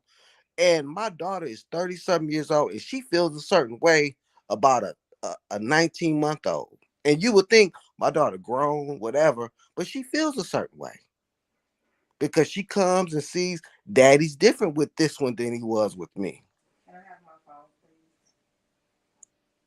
Yeah. So we just need to understand we got to do things differently. Yeah, and I agree, man. We definitely got to do things differently, man. I'm glad you gave that scenario. And that just points to the fact that you know, a married husband-wife relationship that is functioning is definitely a benefit for the kids. It don't matter. Like, I got stuff going on my phone, babe. Oh, my bad. Let me mute you, man. All right, go ahead, C Prince. What you want to say in closing, brother? Yeah, I'll say, yeah. I will say this. Yeah, things got heated tonight, but that's supposed to be heated because that's how you have conversations. It's not disrespect when you're having a heated conversation. A lot, people had their own opinion. Everybody got strong opinions. But at the same time, the focus is on our community.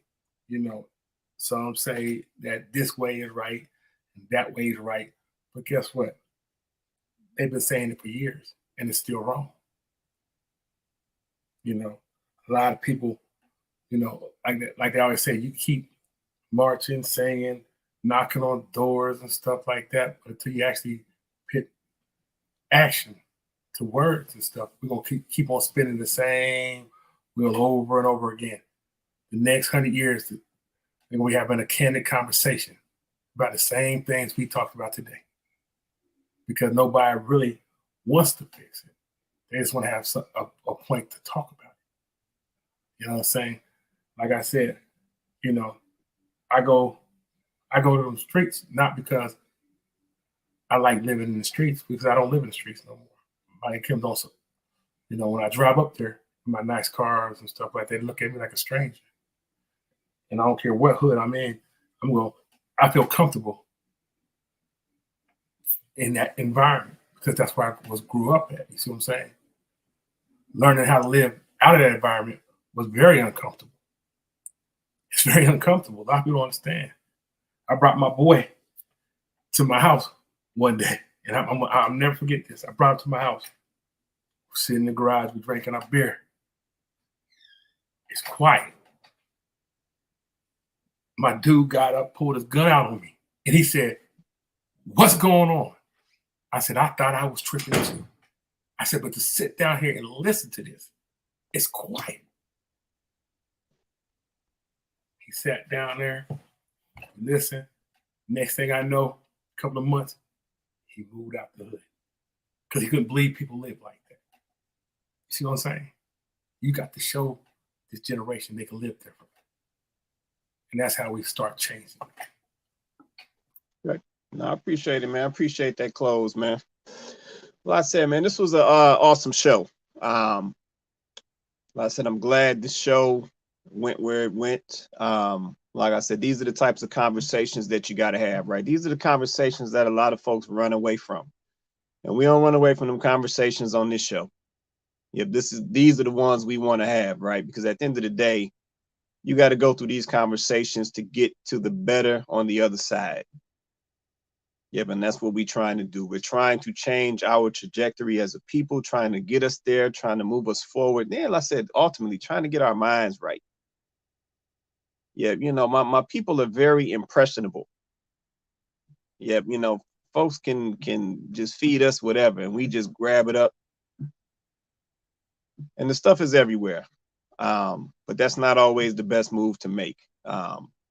And I just, you know, I want us to get control of this stuff before it gets too far out of hand. You know, it gets to a point that we can't return or we can't turn it around. So shout out once again. Shout out to everybody who joined us tonight. Shout out to everybody in the comments. And I said shout out to my guy Rodney. And I think that's Albendia. I think that's Albendia Jonas. I think that's how you pronounce that. Shout out to her for joining us and dropping her comments as well.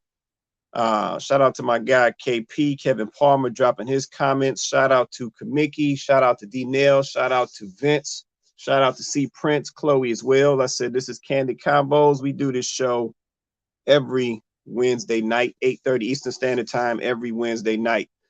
We are on Facebook. We're on YouTube. So definitely like, share, and subscribe. Share out the show. Let's say we're trying to increase our exposure, trying to get to as many people as we can. Oh, shout out to Kamiki, all love. No, it's definitely all love, Kamiki. I'm sorry, I tried. You're gonna have to tell me exactly how to pronounce that, you know, so I know how to pronounce it correctly. Sorry about that.